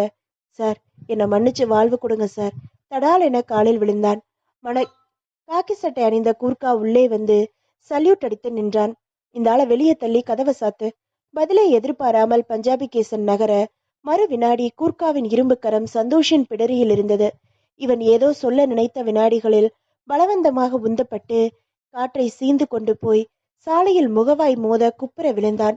தலை கிறுகிறுத்து ஓரிரு வினாடிகள் எழ முடியாமல் போக மெல்ல சுதாரித்து கொண்டு நிமிர்ந்த போது விழுந்த வேகத்தில் முகவாயில் இடிபட்டு முன்பல் பொடிந்திருந்தது. கழுத்தில் முழங்கையில் சிராய்ப்பு, காலில் சுளுக்கு. கேட் வேகமாக திறக்க சரக்கென வெளிப்பட்ட கார் வலதுபுறம் திரும்பி சடுதியில் மறைய பின் சீட்டில் பஞ்சாபி கேசன் தலை தெரிந்தது. பல்லை கடித்து கொண்டு எழுந்தான் சந்தோஷ். மன்னிப்பு கேட்க வந்தா உபதேசம் தந்து கழுத்து பிடிச்சு வெளியே தள்ளுறியா? பாக்குறேன்டா உன்னை. மறுபடியும் சந்திக்காமலா இருப்போம். பகுதி 7. யோசனையோடு முகவாயை தடவிய டாக்டர், உயிருக்கு ஆபத்து எதுவும் இல்லை. ஆனா அந்த விசச்சாராயத்தை பாதிச்சு கண் பார்வை போயிடுச்சு. அப்படியே மடிந்து பெஞ்சில் உட்கார்ந்து விட்டான் பிரசன்னா. நாளைக்கு ஆளை பிடிச்சா இன்னொரு அற்புதமான சாட்சி. ஆனா கண் பார்வை இல்லை. ஓகே, நினைவு திரும்பி பேசுற நிலைக்கு வர்றது எப்ப சாத்தியம் டாக்டர்? குறைஞ்சபட்சம் 30 மணி நேரமாகும். ஏன்? இவரை நம்பி ஒரு கிரிமினல் கேஸே இருக்கு டாக்டர். மொட்டையா இருக்கிற கேஸ். அதோட முக்கிய நூல் இவன் வழியாத்தான் போகுது. இங்க இணைப்பு அருந்தா எதுவுமே செய்ய முடியாது. இவன் இருந்தாலே கண்டுபிடிக்கிறது சிரமம்தான். அந்த 2 நாட்களும் கண்கொட்டாமல் காத்திருந்தான் பிரசன்னா. வேறு எந்த வகையில் யோசித்தாலும் இணைப்பு இல்லை. கிளாக் ரூம்ல போய் பெரிய பெட்டிக்காரன் யாரென்றா கேட்க முடியும்? 1008 பெட்டிகளில் எதை என்று அடையாளம் காட்ட முடியும்? அவர்களால் சட்டென்று அது தோன்றியது. கிளாக் ரூம்ல இருந்திருந்தா அவங்க பேஸ்ட் செஞ்ச காகிதத்தோட துணுக்கு தென்படலாம். இதுல எதுவும் இல்லை. அதனால இது கிளாக் ரூமுக்கே போகல. துண்டு துண்டாக வெட்டப்பட்ட பிணம். புதன் இரவு 10:30க்கு வாங்கப்பட்ட பெட்டி. அதுவும் அவசரமா. அதுக்கு முன்னாடியே கொலை நடந்திருக்கணும். ஆட்டோவுல போனவன் எங்க போனான்னு தெரிஞ்சா அடுத்த ஸ்டெப் என்னன்னு கேட்கலாம். ஆள் முழிச்சிட்டான். You can try. டாக்டர் சொன்னதும் பயந்து பாய்ந்தோடினான் பிரசன்னா. அவசரப்படாம நிதானமா யோசிச்சு சொல்லு. புதன்கிழமை ராத்திரி 10:30 மணிக்கு பெரிய பெட்டியோட ஆஞ்சநேயர் கோவிலுக்கு எதிர்த்த கடையில ஒரு சவாரி ஏத்திருக்க. எங்க போன? அவன் யோசித்து பளிச்சென்று முகம் மொழிற. அதே ராயப்பேட்டை ஹைரோட்ல லஸ் பக்கமாவா? இடைமறித்தான் பிரசன்னா. இல்ல, எதிர்பக்கமா போனோம். அஜந்தா கிட்ட போனதும் ஆட்டோவை நிறுத்த சொல்லி மெடிக்கல் ஷாப் கிட்ட போனார் அந்த ஆளு. 5 நிமிஷத்துல பாட்டில் என்னவோ வாங்கிட்டு வந்தாரு. குளுக்கோஸ் தண்ணி மாதிரி பெரிய பாட்டில்ல இருந்தது. மறுபடியும் ஏறிக்கிட்டு 4 ரோடு வந்தப்போ லாயிட்ஜ் ரோடு பக்கமா நிறுத்த சொல்லி இறங்கிக்கிட்டு பெட்டியை உருட்டிக்கிட்டு போயிட்டாரு. எந்த பக்கமா? கவனிக்கலிங்க. ஆனா சார், அவர் சட்டையிலிருந்து தவறி விழுந்த கார்டு கிடைச்சதுங்க. எங்க அது? வீட்ல இருக்குங்க. ஆள் அனுப்பி இந்த கார்டை எடுத்துட்டு வா. என்ன எழுதியிருந்துன்னு படிச்சிட்டியா? ஏதோ புரியிற வரைக்கும் படிச்சேங்க. அவனை விட்டு விலகி வெளியே வந்த பிரசன்னா யோசிக்க தொடங்கினான். 4 ரோட்ல இறங்கி போனா எந்த பக்கம்? அதுவும் ராத்திரி வேலையில பெட்டியை உருட்டிட்டு அதென்ன பாட்டில் கையில? குளுக்கோஸ் தண்ணி மாதிரி. ஒருவேளை ஃபார்மலினோ? அஜந்தா அருகே மெடிக்கல் ஷாப்ல வண்டியை நிறுத்தி இறங்கினான். என்ன சார், புதன்கிழமை அதாவது 20ஆம் தேதி ராத்திரி 10:30 மணி வாக்குல உங்க கடையில ஃபார்மலின் வாங்கின ஆளை பத்தின தகவல் வேணும். அவர்கள் அவசரமாக பில்புக்கை புரட்டி தேட மீண்டும் மீண்டும் திருப்பி, ஆமா சார், ஒரு ஆள் ஃபார்மலின் வாங்கிட்டு போயிருக்காரு. தன் குறி தப்பவில்லை என்பதில் மகிழ்ந்த பிரசன்னா, அந்த ஆள் பேர் என்ன? சரத் சந்திரன்னு போட்டிருக்கே சார். வங் வங்காளியா? பேர் அப்படித்தானே இருக்கு. Okay, thank you for the information. பெட்டி சரி, ஃபார்மலின் சரி. அதை கொண்டு போன 10:30 மணி மனிதனோட பெயர் சரத் சந்திரன். அது நிஜ பெயர் தானா? கொலை செய்ய போறவன் இல்ல செஞ்சவன் நிஜ பெயரையா தருவான்? பெட்டியும் ஃபார்மலினும் எதுக்காக? கொலை செய்யப்பட்ட இல்ல பாதுகாக்கப்பட்ட உடலுக்கா? இவ்வளோ பெரிய பெட்டியை தூக்கிக்கிட்டு மைல் கணக்குல நடக்க முடியாது. அருகில ஏதாவது ஹோட்டல்? சட்டென்று நினைவுக்கு வர விசிலடிக்க தோன்றியது பிரசன்னாவுக்கு. அவசரமாக ஹோண்டாவில் படர்ந்து 4 முனை ரோட்டை விரும்பினான். ராயப்பேட்டை சாலையில் பிரவேசிக்க தலைப்பாகம் பெயரை அணிந்து கொண்டிருந்தது. ரிசப்ஷனுக்கு விரைந்தான். கார்டை காட்ட மரியாதையாக சிரித்தாள் ரிசப்ஷன் பெண். புதன்கிழமை ராத்திரியில சரத் சந்திரன்கிற பேர்ல ஏதோ ஒரு அறையில ஆள் தங்கியிருக்காங்க. இது கூட அபத்தமாகப்பட்டது பிரசன்னாவுக்கு. ஹோட்டல்ல ஒரு பேரும் மெடிக்கல் ஷாப்ல ஒரு பேரும் தந்திருந்தா அவள் லெக்சரை புரட்டி விட்டு வெகு நேரம் அலசி விட்டு, என்ன பேர் சொன்னீங்க? சரத் சந்திரன். சாரி, சரத் பாபுன்னு ஒருத்தர் தங்கியிருந்தாரு. 2 சரத்துக்கும் தொடர்பு இருக்குமா? வெளியே போயிட்டு நேரம் கழித்து திரும்பலாமா? தாராளமா. ஆனா வாட்ச்மேன் வந்துதான் கேட்ட திறந்து விடணும். வாட்ச்மேனை பார்க்கலாமா? ஆவோ சாப். ஹிந்தியில் அவன் சிரிக்க தனக்கு தெரிந்த உடைந்த இந்தியில் பேசத் தொடங்கினான் பிரசன்னா. பெரிய பெட்டியோட ஆள் போனான்னு சாதித்தான் வாட்ச்மேன். சரி, எப்ப வெளியில போனான் பெட்டியோட? அது நம்மளுக்கு தெரியாது சாப். டியூட்டி வாட்ச்மேனை டே டியூட்டி வாட்ச்மேனை கேட்கணும். ஓகே, அந்த சரத் பாபு ரூம் எடுத்தது எப்போ? கால் செஞ்சது எப்போ? பார்த்தால் ரூம் எடுத்தது ராத்திரி 9 மணிக்கு. அதுக்காக அட்வான்ஸ் புக் பண்ணது காலையில 8 மணிக்கு. என்னைக்கு? புதன்கிழமை, அதாவது 20ஆம் தேதி. சரி, காலி செஞ்சது மறுநாள் விடிய காலையில 5 மணிக்கு. அது இல்ல, ஒரு விசித்திரம் என்னன்னா, நாங்க கலெக்ட் பண்ற 2 மடங்கு தொகையில ஒரு பங்கை திரும்ப வாங்கிக்காம அவசரமா கிளம்பியிருக்காரு. அந்த நேரத்துல ரிசப்ஷன்ல இருந்தது யாரு? ராத்திரி 8ல இருந்து காலையில 6 வரைக்கும் ஸ்ரீ ராமுலு தான். நான் உடனே அவரை பார்க்கணுமே. ஆள் அனுப்பி அந்த குண்டு ஸ்ரீராமுலு குட் மார்னிங் சார் என்றபடி ஆங்கிலத்தை தெலுங்கில் பேசிக்கொண்டு அரை மணி நேரத்தில் வந்து விட்டான். சொல்லுங்க ஸ்ரீராமுலு. ராத்திரி 8:30க்கு ஒரு ஆள் வந்து ரிசப்ஷன்ல காத்திருந்தாரு. எதுவும் கேட்காம பேசாம இருந்தாரு. 9க்கு ஒரு ஒல்லி ஆள் வந்ததும் உட்கார்ந்திருந்தவரு இவரோட சேர்ந்துக்கிட்டாரு. 9க்கு வந்த ஆளு சரத்பாபுன்னு கையெழுத்து போட்டுட்டு 2 பேருமா ரூமுக்கு போனாங்க. 10 மணிக்கு மேலதான் அந்த ஆளு சரத்பாபு இல்ல வெளியே வந்தாரு. தூங்கி எழுந்த மாதிரி கொஞ்சம் வேர்த்து போய் கசங்கி இருந்தாரு.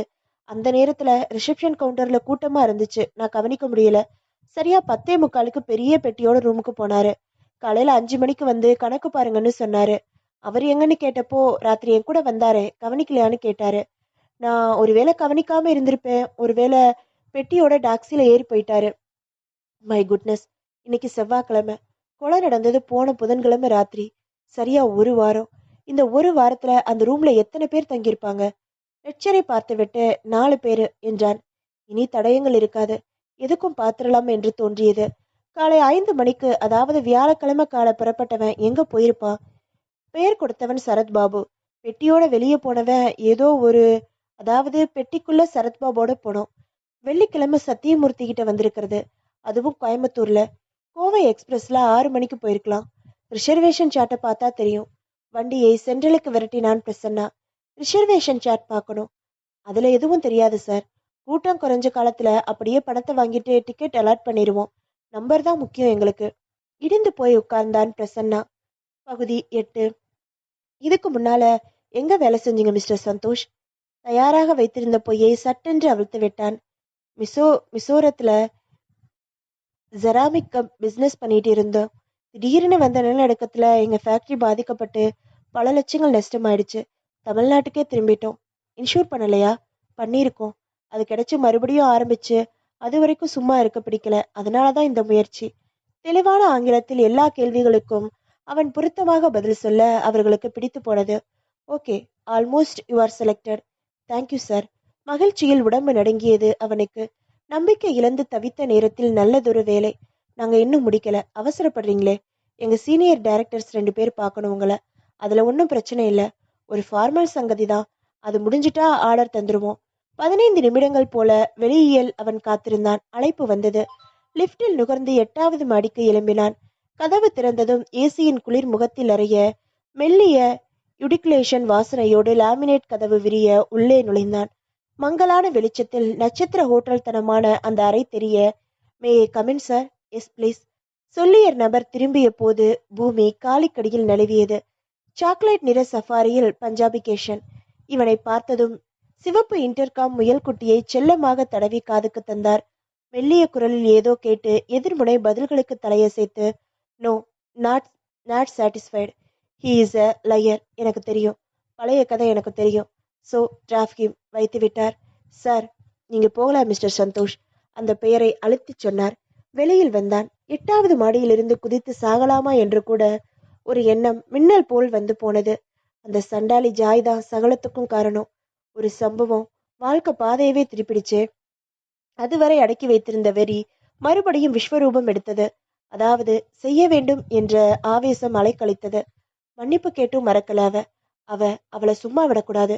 பழிவாங்கும் எண்ணம் கப்பும் கொப்பும் கிளையுமாக நெஞ்சுக்குள்ளே விஸ்வரூபமாக படரத் தொடங்க, வெளியே வந்து சாலையை கடந்து எதிரே இருந்த பெட்டி கடையில் சிகரெட் ஒன்றை வாங்கி பற்ற வைத்து கொண்டு ஆழமாக இருமுறை இழுத்து புகையை நெஞ்சுக்குள் நிரப்பிக்கொள்ள மூளை சுறுசுறுப்பாக வேலை செய்தது.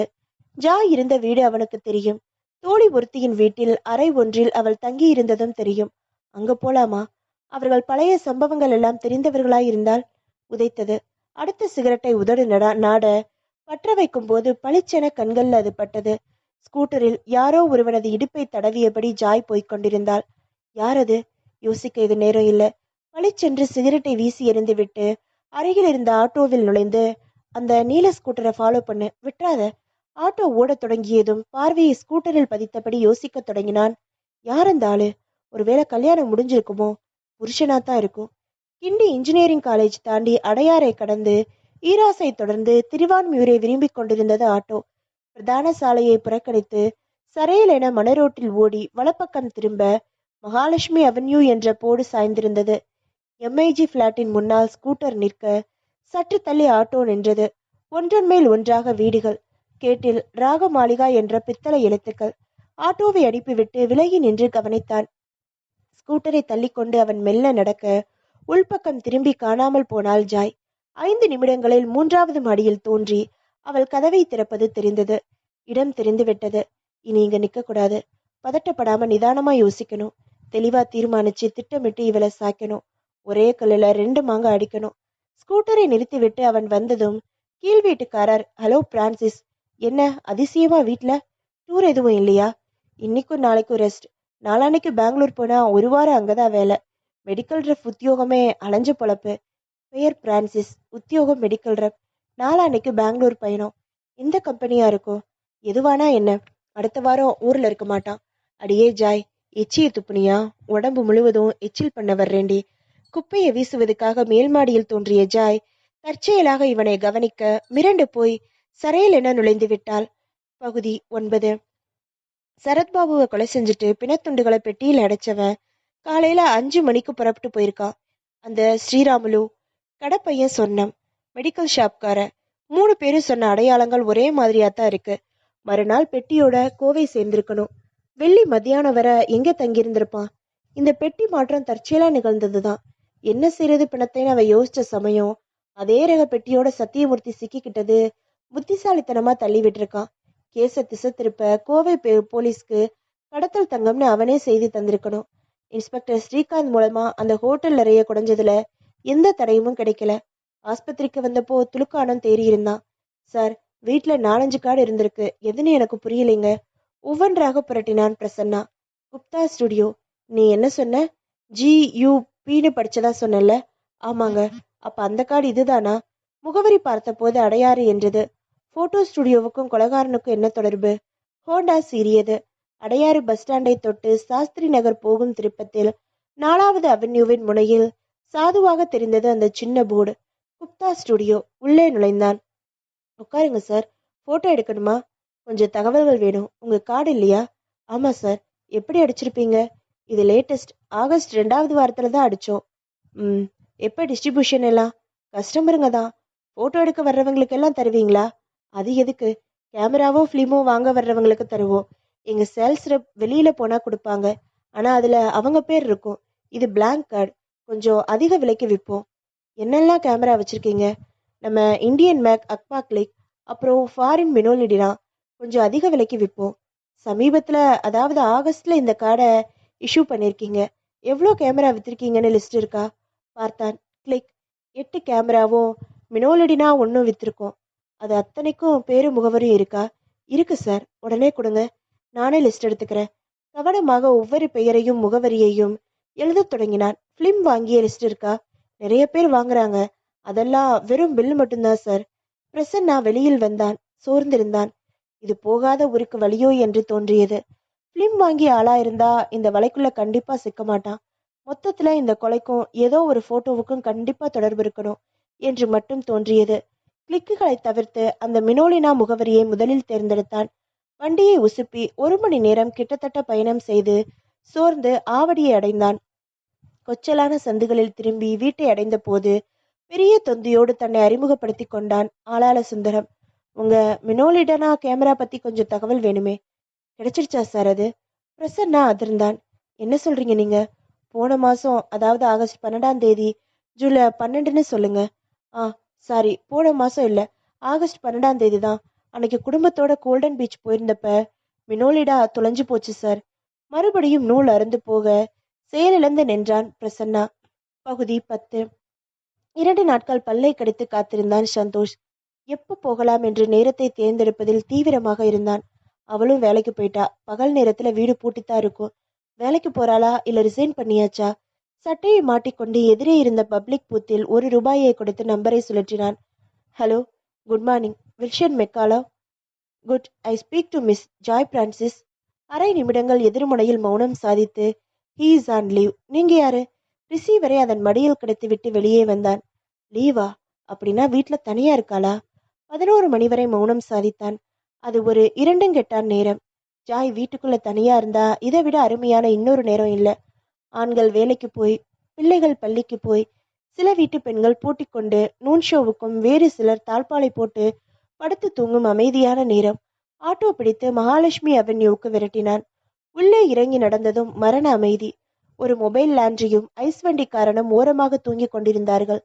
தூரத்து காய்கறி வண்டியில் தக்காளி வாங்கி கொண்டிருந்தாள் ராகமாளிகா. மொத்தமும் ஏறத்தாழ செத்திருந்தது. எச்சரிக்கையை சுற்றிலும் ஒருமுறை பார்த்துவிட்டு கேட்டை திறந்துவிட்டு உள்ளே நுழைந்தான். 4 அடி நடந்து படிக்கட்டுகளில் விறுவிறுவென்று ஏறத் தொடங்கினான். செருப்பு சத்தம் கொஞ்சம் அதிகமாக கேட்க கட்டுப்படுத்தி மெல்ல நடக்கத் தொடங்கினான். 2வது மாடியில் பிரவேசித்து இடது பக்கம் திரும்ப சின்னதாக ஒரு மெல்ல திறக்க வாசல் கதவு சாத்தி இருந்தது. பால்கனியிலிருந்து கீழே பார்த்தான். யாரும் அவனை பார்க்கவில்லை என்பதை நிச்சயப்படுத்தி கொண்டு கதவை தட்ட பெருவிரலை மடக்கியவன் சட்டென்று நிறுத்தினான். உள்ளே கரகரப்பான ஒரு ஆண் குரல் கேட்டது. கஷ்ட காலமே. பிரான்சிஸ் போகலையா இன்னும்? திடீரென்று கேன்சல் பண்ணிட்டானா? திரும்ப நினைத்தான். ஜன்னலை தாண்ட குரல் தெளிவாக கேட்டது. காதை கொடுத்தான். ஏன் ஒரு மாதிரி மிரட்சியா இருக்க ஜாய்? ஒன்றும் இல்லையே. இல்லை, நான் நம்பல. காரணம் என்னவோ இருக்கு. திடீர்னு பிரான்சிஸ் வந்துருவானோன்னு பயப்படுறியா? திக்கென்றது சந்தோஷுக்கு. அப்போ உள்ள இருக்கிறது பிரான்சிஸ் இல்லையா? இது என்ன திடீர் குழப்பம்? அவன் வர ஒரு வாரம் ஆகும். பிருந்தாவனத்துல ஏத்தி விட்டுட்டு வந்தது நான் தானே. இது வேற. சொல்லுடா, என்கிட்ட மறைக்கும்படியா என்ன ஆச்சு? அந்த சந்தோஷ் இன்னும் ஜன்னலோரம் முட்டி கொண்டான். இந்த வீட்டு வாசல் 2 நாள் முன்னாடி நின்னு முறைச்சு பார்த்துட்டு இருந்தான். நடுங்கி போயிட்டேன். பழைய பகை இன்னும் மறக்கல. புதிய இடத்துல கிடைச்ச வேலையும் நீங்க கை வச்சாச்சு. அதிர்ந்தான் சந்தோஷ்.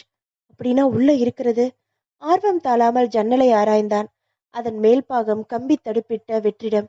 தலைக்கு மேல் அதிகபட்சம் 3 அடி உயரம் இருக்கலாம். பிடித்துக்கொண்டு ஓசையில்லாமல் பார்க்க முடியுமா? தற்செயலாக கீழே இருந்து யாரும் பார்த்ததால் திருடனைப் போல தோன்றும். தன் நுனிக்காலில் நின்று கொண்டு ஜன்னலின் மேல் பக்க விளிம்பை பிடித்துக்கொண்டு முடிந்தவரை உடலை மேலே எழும்பி மூச்சு பிடிக்க அரை வினாடியில் அந்த காட்சி கண்ணில் பட்டது. ஜாயின் மேல் படர்ந்து கொண்டிருந்தது பஞ்சாபி கேஷன். பகுதி 11. 2 பாக்கெட் சிகரெட் தீர்ந்ததும் ஆவேசம் அடங்கவில்லை சந்தோஷுக்கு. ஏண்டி பத்தினி, உனக்கு முத்தம் கொடுத்த காரணமா என் வாழ்க்கையே பாழா போச்சு. ஆனா நீ புருஷனை மொத்தமா ஏமாத்திட்டு தினம் தினம் லோல் படுறியா? ஏண்டா தடியா, உனக்கு ஊர்ல பதவியும் மரியாதையும் இருக்கேன்னு ஊராம் பொண்டாட்டி ஆள்றியா? என்ன உபதேச்ச 2 பேரும் கள்ள தொடர்பு வச்சுக்கிட்டு பட்ட பகல்ல ஊரை ஏமாத்துறீங்களா? நாளைக்கு இதே நேரத்துல கதவை தட்டி எதிரில போய் நின்னு கையும் களவுமா பிடிச்சிடணும். சட்டென்று கேள்வி வந்தது. அதுக்கப்புறம் ஏற்கனவே சொசைட்டில மதிப்புள்ள அவன் கதைய திருப்பி போடுவான். ஜாய நான் கெடுக்க போனதாவும் அவ வந்து காப்பாத்தினதாவும் நாடகம் ஆடுவான். அவனை நம்ப ஊர்ல 1000 பேரு. ஆனா எனக்கு சந்தர்ப்ப சாட்சிகளோட அற்புதமா நாடகம் நடத்தி என்னை உள்ள தள்ளுவான். இருக்கிற ஒரு பகையும் நீங்கியாச்சுன்னு ஆனந்தமா நோ யோசிக்கணும். புத்தி வேலை செஞ்சாதான் சாதிக்க முடியும். அவசரப்படாத. உட்கார்ந்து யோசிக்க தொடங்கினான். இந்த கள்ள உறவை ஆதாரபூர்வமா ஊருக்கு நிரூபிக்கணும். 2 பேரையும் நடு வீதியில கொண்டு வந்து நார் அடிக்கணும். முடியுமா? விக்டரின் நினைவு வந்தது. அவன் அபார முழக்கார. கூடவே பயமும் வந்தது. அவன் கொடுத்த முத்த சமாச்சாரம் மொத்தமாக குளிப்பறித்து விட்டதே. இல்ல, அதுக்கு காரணம் நானும் தான். அதிகப்படியான குடியும் முரட்டுத்தனமும் தப்பாயிடுச்சு. இனிமே நிதானமா செயல்படணும். விக்டரை மாலை வந்தான். விக்டர், உன்னோட உதவி மறுபடியும் வேணும் எனக்கு. உனக்கு புத்தியும் வேணும்தான். நீ பிழைக்க முடியும். என்ன சொல்லு? சொன்னான். விக்டா ஒரு பாக்கு பொட்டலத்தை பிரித்து வாயில் போட்டு கொண்டு நடக்க தொடங்கினான். நின்றான். நான் உன்னை கேக்குறேன். நடு வீதியில நாரடிக்கிறேன்னு வச்சுக்கோ. அதுல உனக்கு என்ன லாபம்? மடையா, நான் பாதிக்கப்பட்டவன்டா. பழிக்கு பழி. So what? உன் கும்பி குளிர்ந்திடுமா? உன் போக்கே எனக்கு புரியல விக்டர். எந்த காரியத்தை செஞ்சாலும் ஆத்ம திருப்தி மட்டும் இல்லப்பா, தன லாபமும் இருக்கணும். இதுல தனம் எங்கிருந்து வந்தது? இருக்கே. விஷயத்துக்கு வா விக்டர்.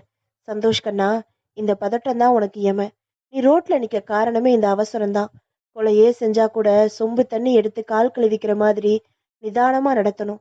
நீ நிறைய கத்துக்கணும். சரி குருவே, சொல்லி கேக்குறேன். ஒரு கெட்ட வார்த்தை சொல்லி உற்சாகமாக முதுகில் தட்டிய விக்டர், 2 பேரும் தொடர்புங்கிறது தினசரி சங்கதியா? தெரியல. ஒரு வாரம் பொறுமையா இருந்து அப்சர்வ் பண்ண முதல்ல. எந்த நேரம் எந்த நேரம்னு இப்படி எல்லாத்தையும் கணிச்சு ஒரு தேதி குறி. நீ கண்ணால பாத்தியா? ம். ஜன்னல் மேல எழும்பி கதவு தடுப்பா வழிய பார்த்தேன். ஆனா நிக்க பிடிமானம் இல்ல. ஜன்னலோட மேல் பக்கம் தடையா இருக்கா? புரியல. அதாவது சின்னதா ஒரு பென்சில் பாக்ஸ் வைக்கிற அளவுக்கு இடம் உண்டா? உண்டு. அப்படின்னா உனக்கு மச்சம் இருக்கு. என்கிட்ட ஒரு வெளிநாட்டு கேமரா ஃபிளாஷோட, அதை நான் உனக்கு அட்ஜஸ்ட் பண்ணி வச்சு தரேன். அது ஆட்டோமேட்டிக் கேமரா. பறவையோட உயர பார்வை துல்லியமா படம் பிடிக்கும். அதை கொண்டு போய் அங்க வை. வைக்கிறதுக்கு முன்னால தொடங்கியாச்சான்னு பாத்துக்கோ. ஒரு முழு ரோல் போடு. 36 படம் விதவிதமா இருக்கும். சரி, அப்புறம் அறிவிருக்காடா? போட்டோ சரியா உன் கைக்கு வந்துட்டா நீ மகாராஜாடா. நாளைக்கு அந்த பஞ்சாபி கேஷன் நீ என்ன வியாபாரம் பேசுறதுன்னு அப்புறமா படிவான். எப்படி வியாபாரம் பேசுறதுன்னு அப்புறமா விவாதிக்கலாம். இதை ரொம்ப ஜாக்கிரதையா செஞ்சு முடி. உனக்கு ஏது கேமரா? ஒரு வாரம் முன்னால கோல்டன் பீச் போயிருந்தேன். எவனோ ரெஸ்டாரண்ட்ல கேமராவை மறந்து வச்சுட்டு போயிருக்கான். எல்லா வசதிகளும் உள்ள மினோலிடா கேமரா. விசிட்டிங் கார்டை கொடுத்து குப்தா ஸ்டுடியோவில் ஃபிலிம் வாங்கிக்கோ என்றான். பகுதி 12. ஒரு வார இடைவிடாத கண்காணிப்புக்கு பின்பு ஒரு செவ்வாய்க்கிழமையை தேர்ந்தெடுத்தான் சந்தோஷ். அதே 11 மணிக்கு போக போது வழக்கமான மயான அமைதி. உள்ளே நுழைந்து நுனிக்காலால் எழும்ப பஞ்சாபி கேசன் ஜாயின் பிராஹூக்கை விடுவித்துக் கொண்டிருக்க எதிர் வீட்டு கதவை தட்டினான் சந்தோஷ். யார் நீங்க? எலக்ட்ரிஷியன். ஒரு ஸ்டூல் வேணும். மெயின்ல ஏதோ ஷார்ட் சர்க்கியூட் இருக்கு. கொடுத்துவிட்டு கதவு சாத்தப்பட வாயுக்குள் விசிலடித்தபடி ஸ்டூலை ஜன்னலுக்கு கீழே போட்டு அதன் மேல் ஏறியவுடன் நீலக்காட்சி கண்ணுக்கு வந்து கேமராவை பதித்து ஸ்விட்சை ஆன் செய்ய விறுவிறுப்பாக மினோலிடா விழுங்கத் தொடங்கியது. 20 நிமிடங்கள் கூட ஆகவில்லை. ரோல் தீர்ந்து அதன் ஆட்டோ ஸ்டாப்பர் கிளிக் என்றது. அந்த அமைதியில் அந்த பிளாஷ் வெளிச்சமும் அது வந்த திசையும் அவள் கண்ணில் பட மிரண்டு போய் தன் நிலை மறந்து எழுந்து நிற்க கேமராவை கையில் எடுக்கும் சந்தோஷ் கண்ணில் பட்டதும் அலற வாய் திறந்து உறைந்து நின்றாள். அவசரமாக தன்னை திரித்து கொண்டு பஞ்சாபி கேஷன் கதவை திறந்ததும் கீழே சந்தோஷ் அந்த கேமராவை வேறொருவனிடம் கொடுப்பது அவன் ஆட்டோவில் ஏறி போவதும் தெரிந்தது. சிரித்தபடியே சந்தோஷ் திரும்பி வந்தான். என்ன செஞ்ச இப்போ? பஞ்சாபி கேஷன் அலற, உள்ள போய் பேசலாமா? தெருவில் நின்று கத்துனாலும் எனக்கு எந்த அசிங்கமும் இல்லை. எப்படி வசதி? அவசரமாக அவனை வாங்கி கொண்டு கதவு தாளிடப்பட சோஃபாவில் பொத்தென்று சரிந்து கால் மேல் கால் போட்டு உட்கார்ந்தான் சந்தோஷ். பஞ்சாபி கேஷன் சர்வாங்கமும் எரிய, என்ன செஞ்ச இப்போ? உட்காருப்பா, ஏன் பதற? என்னது உட்காருப்பாவா? என்ன திமிருடா உனக்கு? என்ன போய் அடுத்தவன் பொம்பளை கூட சல்லாபிக்கிற உனக்கு என்னடா மரியாதை? பஞ்சாபி கேஷன் எழுந்து உயர்த்திய கையோடு பாய, அடிக்க போறியா? தாராளமா, நான் தடுக்க போறதில்ல. உன் படுக்க சாகசங்கள் எல்லாம் போஸ்டரா மாத்தி ஆபீஸை சுத்தி ஒட்ட போற. பிட் நோட்டீஸ் அடிச்சு ஊரெல்லாம் விநியோகம் பண்ண போற. மஞ்சள் பத்திரிக்கையில தலைப்பு செய்தியா மாற ஆசையா? காரி உமிழ்ந்தியாடி, ஊரே உன் முகத்துல துப்பும்படி பண்ற. உன்னை உயிரோட விட்டா தன்னடா அதையெல்லாம் சொல்ல. வேணாம் சொல்லு. ஆனா கேமராவும் ஃபிலிமும் லேப்ல இந்த நேரம் ப்ராசஸ் ஆகிக்கிட்டு இருக்கும். உன் மானம் என் கையில. என்ன மீறி ஒரு அங்குலம் அசைஞ்சா கூட சிரிப்பா சிரிக்க போற. அப்புறம் உன்னோட சௌகரியம். பஞ்சாபி கேசன் மிரட்சியோடு ஜாயை பார்த்தான். அவள் அழத் தொடங்கினாள். என்ன பஞ்சாபி கேசா, சீக்கிரம் பதில சொல்லுடா. சிகரெட் ஒன்றை பற்ற வைத்து புகையை பஞ்சாபி கேஷன் முகத்தின் மேல் செலுத்தினான். சரி, என்ன எதிர்பார்க்கிற? எதுக்கு? நெகட்டிவோட அத்தனை படங்களையும் என்கிட்ட நீ ஒப்படைக்கணும். என்ன கேட்குற? அட, நேரா வியாபாரத்துக்கே வந்துட்ட. ஓகே, படங்களை நான் பார்க்கணும். தரத்தை பொறுத்து ரேட் நிர்ணயம் செய்யணும். நாளைக்கு இதே நேரத்துல இங்க வர்ற. என்னை தாக்கவோ தீர்த்து கட்டவோ பிளான் வச்சுக்காத. வெறும் கையோட தான் வருவேன். நான் சொன்ன நேரத்துக்கு வீடு திரும்பலைனா என் சக உன் வண்டவாளத்தை வண்டலூர் வரைக்கும் பரப்பி விட்டுடுவான். வரட்டுமா? அவன் போனதும் இடிந்து போய் உட்கார்ந்தான் பஞ்சாபி கேஷன். என்னங்க செய்யலாம் இப்போ? அவன் விஸ்வரூபம் எடுத்துட்டான். புத்திசாலித்தனமா ஆடணும். அவனோட ஒவ்வொரு அசைவுக்கும் தகுந்தபடி நடக்கணும். என்ன கேட்பான் அவன்? என்ன வேணும்னாலும் கேட்கலாம். கொடுக்க முடியுமா? கொடுத்துத்தானே ஆகணும். புரியல. அப்படி சொல்லி அவனை தந்திரமா மடக்கி ஏதாவது ஒரு இடத்துல ஃபிக்ஸ் பண்ணிக்கணும். பண்ணிட்டு கதையை முடிச்சுட்டு தான் மறுவேலை. கொலையா? ஏன் பதற? நம்ம வடிவேலுக்கு கால் போட்டு ரங்கப்பனை உடனே வர சொல்லு. செய்தால் அடுத்த அரை மணி நேரத்தில் 6 அடியும் 100 கிலோ எடையும் கொண்ட ராட்சச ரங்கப்பன் டாக்ஸியில் வந்திறங்கினான். கண்கள் சாராயத்தை பூசி கொண்டிருக்க முகத்தில் கொலை வெறியினை அணிந்து கொண்டு பஞ்சாபி கேசனின் எதிரே நின்றான். சொல்லுங்க முதலாளி. அவனை பார்த்ததும் ஜாய்க்கு வியர்த்து நாக்கு எழும்பவில்லை. நாளைக்கு இதே நேரம் இந்த வீட்டுக்கு ஒரு ஆள் வருவான். அவன் வேற யாரும் இல்லை, அந்த சந்தோஷ் பையதான். என் சம்பந்தப்பட்ட ஒரு ஃபிலிம் சுருள் இப்போ அவன் கையில மாட்டியிருக்கு. அது நம்ம கைக்கு வரணும். அந்த பையன் எமனோட கைக்கு போகணும். என்ன செய்யணும்னா, நாளைக்கு வியாபாரம் முடிச்சு அவன் போனதும் அவனை தொடரணும். கண்ணை விட்டு அவன் மறையாம பார்த்துக்கணும். முடிஞ்சா அந்த ஃபிலிமை கவர்ந்துக்கிறதுக்கு உன் சாமர்த்தியம் முடிஞ்சா மொத்தமா தர்றேன். அட்வான்ஸா இதை வச்சுக்கோ. விரலில் இருந்த மோதிரத்தை கலட்டி கொடுத்தான். வேணாங்க, முடிஞ்ச பின்னால வாங்கிக்கிறேன். நிலமதிர நடந்து ரங்கப்பன் மறைந்ததும் பஞ்சாபி கேஷன் குழப்பத்தோடு எழுந்தான். என்னோட பிஸ்டல் இங்கதானே இருக்கு ஜாய். அதை எடு. கை நெடுங்க பீரோவின் அடிப்பாகத்தில் புடவைக்குள் மறைத்து வைத்திருந்த அந்த சைலன்சர் துப்பாக்கி எடுத்து வந்தாள்.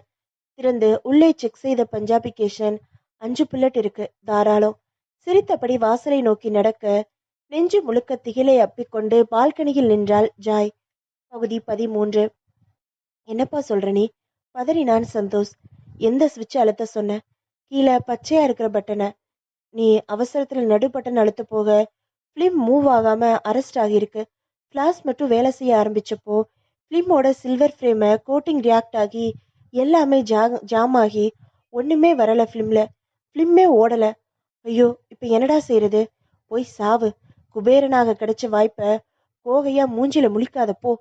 4 அடி நடந்தவன் சடார் என்று திரும்பி, இப்ப கூட வழி இருக்கு, கொஞ்சம் நிதானமா ஹேண்டில் பண்ணினா.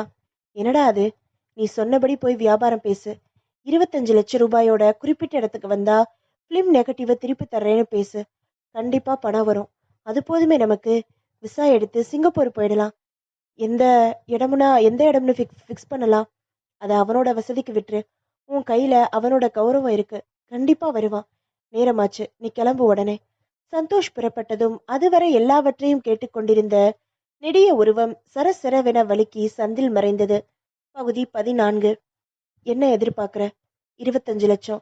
அதுவே என் கைக்கு வருமா? உன்னை உன்னை நான் நம்பலாமா? எனக்கு வாக்கு சுத்தம் உண்டுன்னு உனக்கே தெரியும். எனக்கு வேண்டியது பணம். அதை நீ தந்துட்டா உன் வழியில நான் குறுக்க நிற்க மாட்டேன். ஓகே, இடம் எது? அது உன் இஷ்டம். பணத்தை கையில வாங்கின பின்னாலதான் நெகட்டிவ் உன் கைக்கு வரும். பஞ்சாபி கேசன் யோசித்தான். வெல், நாளைக்கு ஆகஸ்ட் 20ஆம் தேதி புதன்கிழமை. எனக்கு பிசினஸ் டீல் ஒன்று இருக்கு. அதனால ராத்திரி 9 மணிக்கு ஹோட்டல் ஸ்வர்கால உன்னை நான் சந்திக்கிறேன். ரிசப்ஷன்ல எனக்காக காத்துரு. நீ போகலாம். அவன் அங்கிருந்து போனதும் ரங்கப்பன் வெளியே வந்தான். எதுக்கு முதலாளி இன்னும் பேரம்? அவன் போட்டோ எடுக்கலையே. பேசிக்கிறது காதால கேட்டேன் நான். நீ போகலாம் ரங்கப்பா. இனிமே உனக்கு வேலை இல்லை. ரங்கப்பன் போனதும் என்னங்க இது? ஜாய் தோளில் கை வைத்தாள். பிலிம் இல்லாம பேரம் பேச வந்திருக்கான். பணம் இல்லாம நானும் போக போறேன். எதுக்கு? இவன் கதையை முடிக்க. எப்படியும் இவன் நமக்கு தொந்தரவு தான். இனிமே விட்டு வைக்க கூடாது. தீர்த்திடணும்.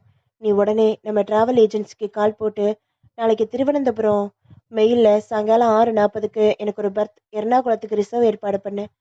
9 மணிக்கு ஸ்வர்கால. எஸ். 6:40க்கு திருவனந்தபுரம் மெயில்ல ஏற போறேன். 9 மணிக்கு ஹோட்டல்ல மெட்ராஸ்ல சந்தோஷ சந்திக்க போறேன். 10 மணிக்கு அவன் கதையை முடிக்க போறேன். அது எப்படிங்க? ஜாய் விழிக்க. அதுதான் பஞ்சாபி கேஷன். அவளை தன்னோடு இழுத்து அணைத்து கொள்ள திரும்பி பார்த்தாள். கதவை பிடித்தபடி பிரான்சிஸ். பகுதி 15. பிரசன்னாவுக்கு ஏறத்தாழ முன்மண்டை வழுக்கியே ஆகிவிட்டது. நான் உள்ள வரலாமா? நிமிர்ந்தான். Latha. Good morning Prasanna. Bad morning for me. என்னாச்சு? ஒரு வாரம் அத்தை பொண்ணு கல்யாணம், பாட்டிக்கு சீமந்தம்னு ஊர் சுத்து போனா என்ன புரியும்? ஒரு கேஸு மண்டைய குடையுது. இங்க எங்க போனாலும் பாதியில வெட்டுப்பட்டு நிக்குது. நுனி எங்கன்னே தேட முயற்சி பண்ணுனா இப்ப நூலையே காணோம். ட்வின்ஸ் என எழுதிய டிஷர்ட்டை போட்டிருந்தாள் லதா. அருகில் வந்து அவன் தோளில் ட்வின்ஸை அழுத்தினாள். சி, தள்ளிப்போ. எனக்கு மூடு இல்ல. ஆம்பளைங்களுக்கு எப்போ மூடு வரும்னு கேள்விப்பட்டிருக்கேன். வாட்? கலீர் என சிரித்தாள். கூடவே ஒலித்த டெலிபோன் சுருதி சேர்த்தது. எடுத்து யாருன்னு கேளு. இன்ஸ்பெக்டர் ஸ்ரீகாந்த் என்றது ரிசீவர். நான் பிரசன்னா. சொல்லுங்க. உடனே திருவான்மியூருக்கு வாங்க. அங்க ஒரு மரணம் நிகழ்ந்திருக்கு. மர்டர்?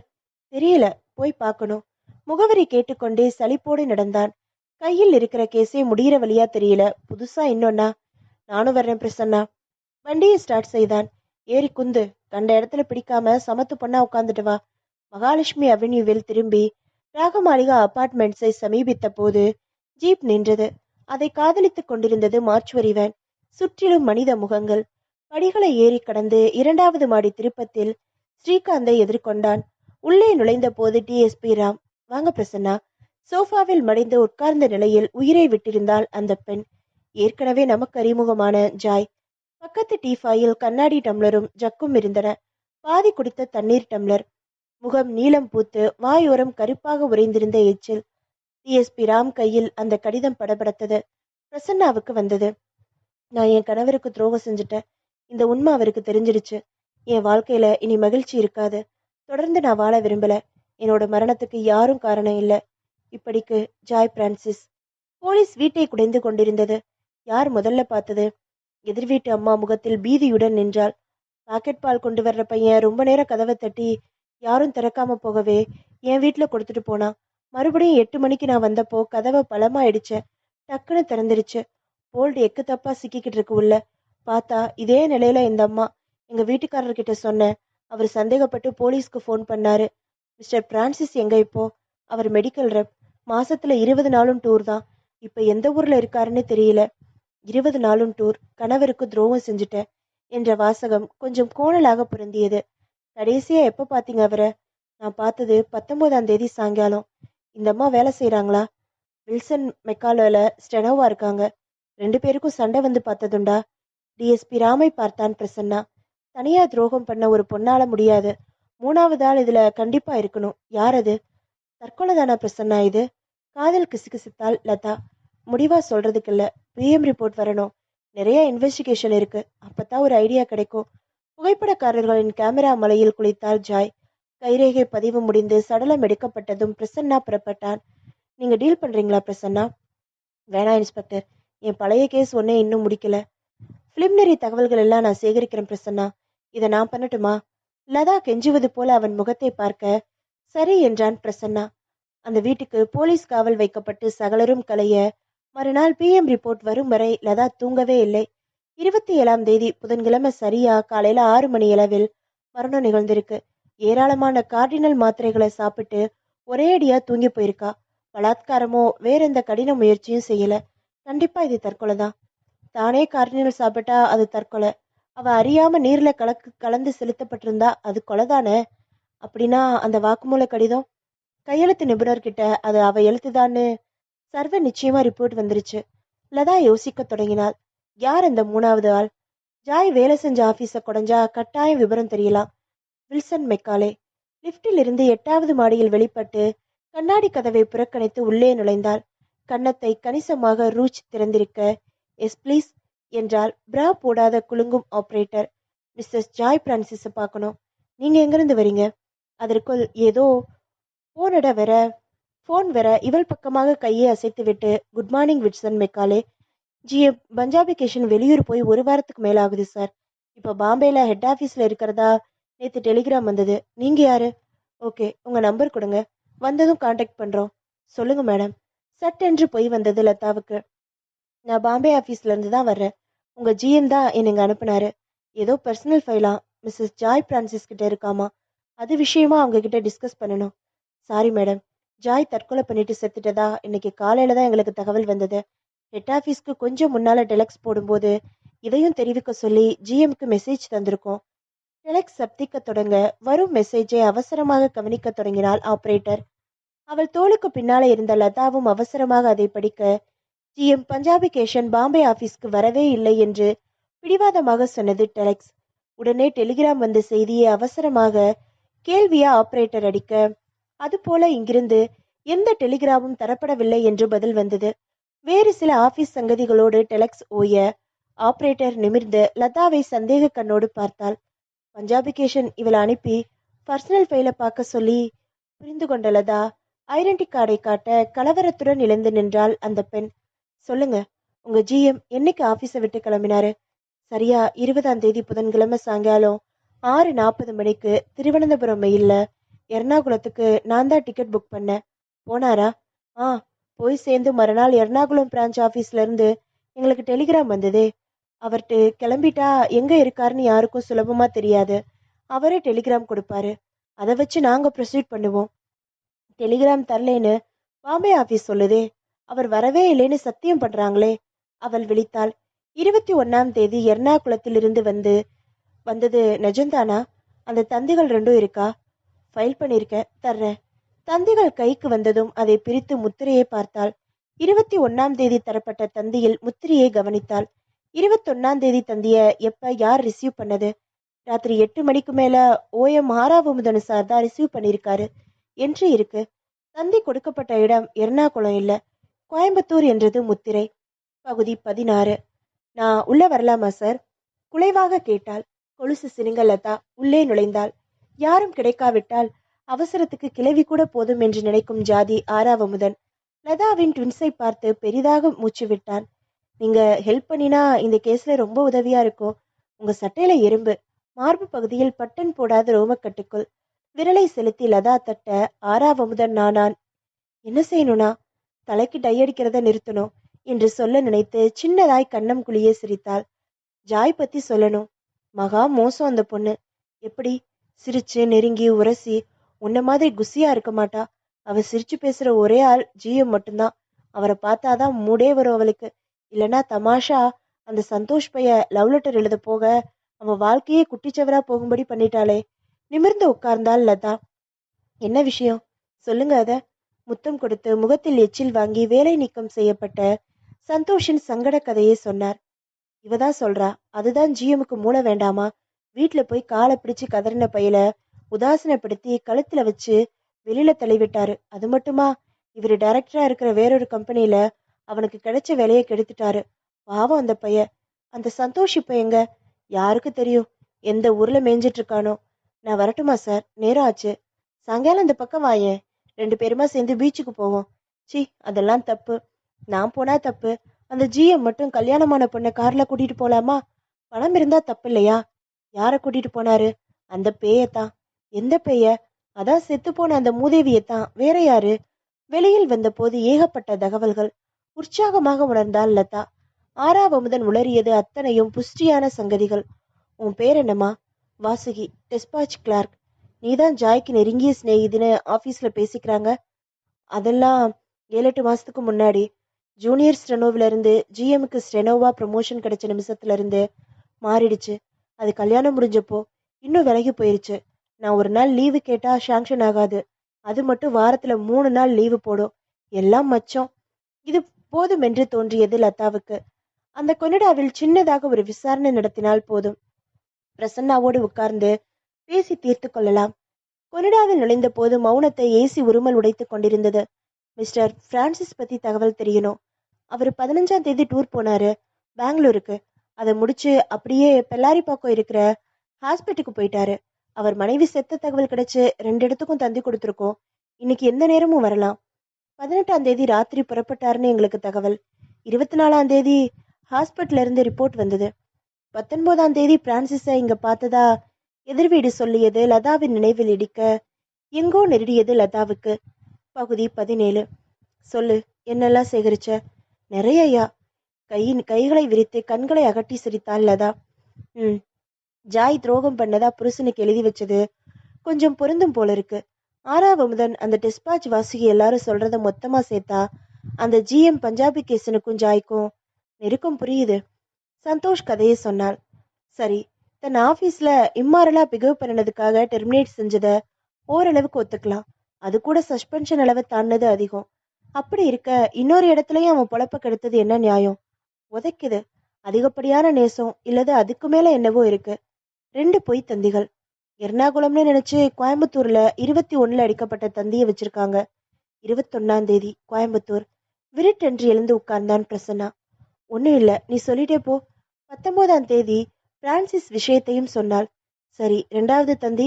பாம்பேன்னு கொடுக்கப்பட்ட தந்தி நம்ம பாக்டவுன் தபால் ஆபீஸ் தந்தி. எதுக்கு 2 பொய்?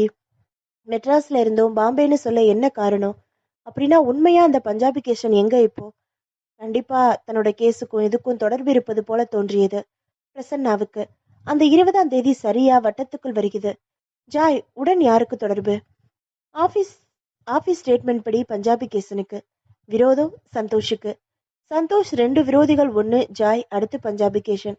18ஆம் தேதி பிரான்சிஸ் சென்னை வந்திருக்கான். வந்த இடத்துல பஞ்சாபி கேசனோட ஜாயை பார்த்திருக்கலாம். துரோகம் புரிஞ்சிருக்கும். பஞ்சாபி கேசனோட 2வது எதிரி பிரான்சிஸ். எதிரிக்கு எதிரி நண்பனா? அப்படின்னா பிரான்சிஸ் சந்தோஷ் 2 பேர்ல ஒருத்தர் பஞ்சாபி கேசனை. தலையை சிலிப்பு கொண்டான் பிரசன்னா.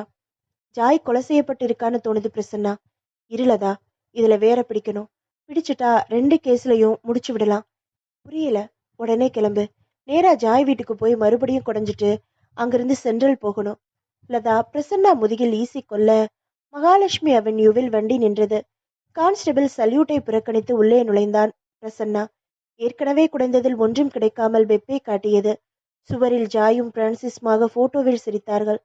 சின்னதாக பிரான்ச் தாடி வைத்த மீசை இல்லாமல் ஒரு விதமான ஒரு வியன் போலிருந்தான் பிரான்சிஸ். கதவோரம் அழகான ஒற்றை செருப்பொன்று பெண்கள் அணிவது இருந்தது. படத்தை பக்கத்தில் நின்று கவனித்தாள் லதா. சரியாக சுவரோடு பதியாமல் கொஞ்சம் உயர்ந்தபடி இருப்பதாக பட அதை அழுத்தினாள். பொடக்கென்று சத்தம் வந்தது. படத்தை கலற்றி எடுத்ததும் வாவ், தன்னை மீறி கத்திவிட்டாள். என்னாச்சு, கரப்பாம்பூச்சியா? அவனும் பார்த்தான். சின்னதாக ஸ்விட்ச் போர்ட் போல கொக்கி வைத்து சுவரோடு பதிக்கப்பட்ட மரப்பெட்டி. டிக்கியை கொஞ்சம் கஷ்டப்பட்டு பிரசன்னா திறக்க ஏராளமான கடிதங்கள். அத்தனையும் ஜாய்க்கு பஞ்சாபி கேஷன் வெவ்வேறு சமயங்களில் எழுதிய அந்தரங்க கடிதங்கள். ஆள் தெரிஞ்சு போச்சு பிரசன்னா. பிரசன்னா பொறுமையாக ஒவ்வொன்றாக பார்த்தான். எல்லாமே ஆங்கிலத்தில் டைப் அடிக்கப்பட்ட கடிதங்கள். இந்த ஒரு கடிதம் மட்டும் பிரசன்னாவை கவர்ந்தது. தேதியை பார்த்தான். எழுதிய தேதி ஆகஸ்ட் 22. இன்லேண்ட் முத்திரையும் அதே தேதி. ஊர் கோயம்புத்தூர். சாராம்சம் இது. 20ஆம் தேதி செய்ய வேண்டியதை நைட்டே செஞ்சு முடிச்சிட்டேன். அவனால நமக்கு இனி எந்த பிரச்சனையும் இல்லாதபடி அவன் கதையை முடிச்சாச்சு. 1 வாரம் 10 நாள் ஊர்ல தலகாட்ட மாட்டேன். ஆபீஸ்ல கேட்டா பாம்பேன்னு நினைக்கிறபடி செஞ்சிருக்கேன். நான் இப்போ இருக்கிறது தேவையில. சீக்கிரமா கடிதம் மூலம் தொடர்பு கொள்றேன். தற்காப்பு கருதி கையெழுத்து போடல. என்ன பிரசன்னா? என்னோட பழைய கேஸ் இது. அந்த கொலையை செஞ்சது பஞ்சாபி கேஷன் தான். கொலை செய்யப்பட்டது சந்தோஷா பிரான்சிஸான்னு தெரியணும். அதுக்கும் ஜாய்க்கும் தொடர்பு இருக்கு. அதை பிடிச்சிட்டா இது கிடைச்சிரும். கிளம்பு. வெளியில் வந்து தெருவை கடந்ததும் சட்டென கூச்சலிட்டாள் லதா. என்னாச்சு? வண்டியை நிறுத்தினான் பிரசன்னா. அந்த செருப்பு தைக்கிறவங்க கிட்ட இருக்கிற செருப்பை பாருங்க. என்ன அதுல? அந்த ஒத்த செருப்போட ஜோடி மாதிரி இல்ல. ஆச்சரியமாக பார்த்தான் பிரசன்னா. ஏம்பா, இது யாரோட செருப்பு? செத்து போச்சே ஒரு மவராசி, அதோடது. போன வெள்ளிக்கிழமை அதுவும் அதோட புருஷனும் மகாலட்சுமி கோயிலுக்கு பக்கத்துல வேளாங்கண்ணி மாதா கோவில் இருக்கு, அங்க போகும்போது இது அறந்துடுச்சு. நம்ம கிட்ட தந்துட்டு போச்சு. வெள்ளிக்கிழமை தானா? எனக்கு தெரியாதா துறை? அந்த ஆள் எப்படி இருப்பாரு? அதான் தாடி வச்சுட்டு சினிமாக்கார மாதிரி. 20ஆம் தேதி மரணம், 22ஆம் தேதி பிரான்சிஸோட ஜாயோட இங்க. கண் சுழன்றது பிரசன்னாவுக்கு. பகுதி 18. ஆமா சார், பஞ்சாபிகேஷன் வயசு 42. 20ஆம் தேதி 6:40க்கு திருவனந்தபுரம் மெயில்ல பயணம் செஞ்சிருக்காரு. அதாவது டிக்கெட் அப்படி சொல்லுது. இதோ அன்னைக்கு இவர்தான் கண்டக்டர். வாங்க mister Periyasamy. Oh, mister Punjabi கேசனா? வில்சன் மெக்காலையோட ஜிஎம். எனக்கு நல்லா தெரியுமே. நான் தான் டிக்கெட் வெரிஃபிகேஷன் பண்ணேன். நம்ம பையன் கூட அங்க அப்ளை பண்ணியிருக்கான். சரி, பெரம்பூருக்கு அப்புறம் எங்க வச்சு அவரை பார்த்தீங்க? பார்க்கவே இல்லை. அரக்கோணத்துல வேற வேற கோச் மாறிட்டேனா? 20ஆம் தேதி பயணம் செஞ்சிருக்காரு பஞ்சாபிகேஷன். ஆனா அதே நைட்டு ஸ்வர்காவில கொலை நடந்திருக்கு. எப்படி சாத்தியம் இது? முடியுமே பிரசன்னா. எப்படி லதா? அரக்கோணத்துக்கு பின்னால டிடி பஞ்சாபிகேஷனை பார்க்கல. ஏறத்தாழ 7:45க்கு ரயில் அரக்கோணம் போகும். உடனே அவர் இறங்கி டாக்ஸி பிடிச்சா 9 மணிக்கு ஸ்வர்கால இருக்கிறது சாத்தியம்தான். வெல்டன் லதா. அவள் முதுகில் ஓங்கி அறைந்தான். வலிக்குது. இதை விட பெரிய வலிகள் எல்லாம் இருக்கு. என்ன செய்ய போற? சரி, விஷயத்துக்கு வா. சொல்லுங்க. ஸ்வர்கால வந்து 9க்கு சேர்ந்த பஞ்சாபிகேஷன் அங்க வச்சு சந்தோஷம் க்ளோஸ் பண்ணிருக்கணும். சந்தோஷ் ஏற்கனவே ஸ்வர்கா வர்றது ஏற்கனவே பிளான் பண்ணதா இருக்கும். இன்னும் கொஞ்சம் முடிச்சு இதுக்குள்ள வருது பாரு. சரி வா. அப்புறமா உடலை சிதைச்சு பெட்டரா பெட்டியில பேக் பண்ணி கோயம்புத்தூர் எடுத்துட்டு போயிருக்கான். அங்கிருந்து எர்ணாகுளம்னு எழுதி ஒரு தந்தியும் ரகசியமா ஜாய்க்கு ஒரு லெட்டரும் போட்டிருக்கான். ஏதோ தேவியில தங்கியிருக்கேன்னு எழுதியிருக்கான். கோயம்புத்தூர் போனாதான் புரியும். செத்தது சந்தோஷ் தானா? கண்டிப்பா. கொன்னது நிச்சயம் பஞ்சாபிகேஷன் தான். அலிபி கூட திடமா பண்ணி வச்சிருக்கானே. ஆனா பிரான்சிஸ் 22ஆம் தேதி ஊர்ல இருந்திருக்கான். சோ இல்லாதவன் சந்தோஷ் தானே. அப்போ ஜாய கொன்னது? சந்தோஷ பஞ்சாபிகேஷன் கொலை செய்ய போறது ஜாய்க்கு ஏற்கனவே தெரியும். எப்படின்னா 2 பேருமா சேர்ந்து திட்டம் தான் அது. இவங்களோட ஏதோ ஒரு ஆதாரம் அவன் கையில கிடைக்க அவன் இவங்களை பிளாக்மெயில் பண்ணியிருக்கணும். அதுதான் இந்த கொலை. உண்மை தெரிஞ்ச ஒரே ஒருத்தி ஜாய். அவளுக்கும் பஞ்சாபி கேசனுக்கும் சண்டை வந்திருக்கும். அவகிட்ட லெட்டர் வேற ஸ்பஷ்டமா ஆதாரமா. அவளை விட்டு வச்சா தனக்கு மேலும் ஆபத்துன்னு தெரிஞ்சு அவ கைப்படவே மிரட்டி கடிதத்தை வாங்கி அவளை தூக்க மாத்திரை கலந்து கொடுத்துருக்கான். கொன்னு இருக்கான். இங்க மறுபடியும் அலிபி கிரியேட் பண்ண அந்த பாம்பே தந்தி தேவியில தங்கியிருக்கேன்னா அது ஏதோ ஹோட்டலா இருக்கும். தன்னோட சொந்த பேரை தந்திருக்க மாட்டான். நான் நினைக்கிறபடி இருந்தா அங்க சரத்பாபுன்னு ரிஜிஸ்டர்ல பேர் இருக்கும். போய் பாத்திர வேண்டியதா இருக்கும். எல்லாத்தையும் சரி பார்த்தா பஞ்சாபி கேசனை பிடிக்க வேண்டியதுதான் பாக்கி. இப்போ எங்க? நேரா கோயம்புத்தூர் போறோம். அந்த ஆதாரமும் கிடைச்சிட்டா பேப்பர்ல நியூஸ் கொடுத்துட வேண்டியதுதான். சந்தோஷ் போட்டோ கிடைச்சா தேவல. வில்சன் மெக்காலையில கிடைக்கலாம். பழைய ஸ்டாப் தானே. போட்டோ ஓடல தான் வர. இரவு நீலகிரி எக்ஸ்பிரஸில் ஏறினார்கள். அதே ரயிலில் சந்தன நிற ஜிப்பாவோடு முதல் வகுப்பு பெட்டியில் ஏறினான் அவன். பகுதி 19. விடிந்ததும் விடியாததுமாக மசமசப்பில் கோவையை தொட்டது நீலகிரி எக்ஸ்பிரஸ். இறங்கி காஃபியை குடித்துவிட்டு படிக்கட்டுகளை கடந்ததும் தென்பட்டது அந்த பெரிய பெயர் பலகை. தேவி குர்மம், உண்டு உறையும் விடுதி. தோ பாருங்க பிரசன்னா. ஸ்டேஷனுக்கு வெளியே சாலையை கடந்ததும் தென்பட்டது அந்த பெரிய பெயர் பலகை. தேவி குர்மம், உண்டு உறையும் விடுதி. இதுவாத்தான் இருக்கும், வா பார்க்கலாம். உள்ளே போனதும் ஏராளமான கேக் வகைகள் அடுக்கப்பட்டிருக்க பின்னணியில் ஈரானிய கண்களோடு புகைவிட்டுக் கொண்டிருந்தார் ஒருவர். பிரசன்னா கார்டை காட்டியதும் கண்கள் கடுமையை குறைத்து கொண்டு கொஞ்சம் நெகிழ்ந்து கொடுத்தன. ஆகஸ்ட் 21, 22ஆம் தேதியில இங்க தங்கினவங்க பேரெல்லாம் முகவரியோட வேணும். ரிஜிஸ்டரை புரட்டி பிரசன்னா பக்கமாக தள்ளினார். லதா அவசரமாக பார்வையை ஓட்டத் தொடங்கினாள். பஞ்சாபி கேசன் என்றெழுதி ஜாயின் திருவான்மியூர் தெளிவாக தரப்பட்டிருந்தது. வந்த நேரம் பகல் 2 மணி என்றிருந்தது. தேதி 21 ஆகஸ்ட். தேங்க்யூ. வெளியில் வந்தார்கள். எல்லாமே தெளிவாயிடுச்சு பிரசன்னா. இனிமே ஆளை பிடிக்க வேண்டியதுதான். இல்ல லதா, உதைக்குது. பெரிய பெட்டியோட பெட்டிக்குள்ள பணத்தோட வர்ற ஒரு கொலகாரன் தன்னோட சொந்த பேரை தருவானா? அப்பட்டமான ஆதாரமாச்சே. சரி, மத்ததெல்லாம் தெளிவா இருக்கே. இல்ல, லாஜிக் உதைக்குது.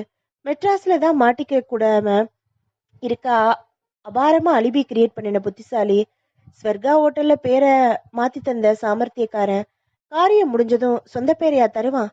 ஏன் கூடாதா? இல்ல, சாத்தியமே இல்ல. நாம வந்த பாதை மறுபடியும் மூடுது. ரொம்ப டெக்னிக்கலா இடிக்குது லதா. உங்க குழப்பம் எனக்கு புரியல. அத்தனைக்கும் எவிடன்ஸ் இருக்கே. நோ, சகலத்தையும் திருப்பி போட்டு பார்க்கணும். இந்த ஆட்டத்தை கலைச்சு போட்டு வேற கோணம் இதுல இருக்கான்னு யோசிக்கணும். நான் சொன்ன ஒரு முடிச்சு இன்னும் அவளல. என்ன அது? வெல், உடனே பேப்பர்ல ஒரு விளம்பரம். நான் நாளைக்கே டிராப் தர்றேன், எழுதிக்கோ. பென்சிலோடு உட்கார்ந்தாள் லதா. 2 பயங்கர கொலைகளை செய்த நபர் தலைமறைவு. பெட்டிக்குள் துண்டு துண்டாக வெட்டப்பட்ட மனித உடல். வீட்டுக்குள் பெண்ணின் பிணம். இந்த கொலைகளுக்கு காரணமான பஞ்சாபிகேஷன் என்ற தனியார் நிறுவன அதிகாரியை போலீஸ் வலைவீச்சு. அவரை பற்றிய விவரங்கள். பஞ்சாபிகேஷன் போட்டோ இருக்கா? ஒரு சந்தேகம் பிரசன்னா.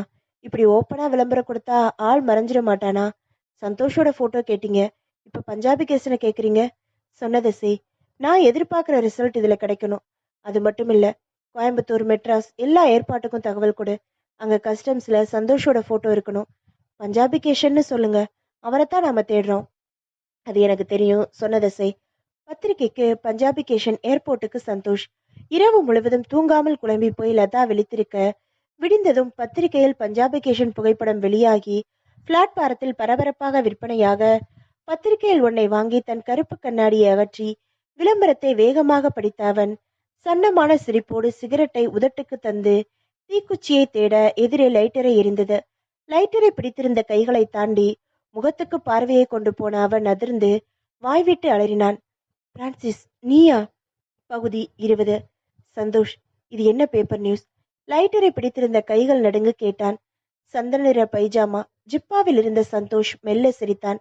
எனக்கு எதுவுமே புரியல சந்தோஷ். விவரமா சொல்ற. கூட வாங்க பிரான்சிஸ்.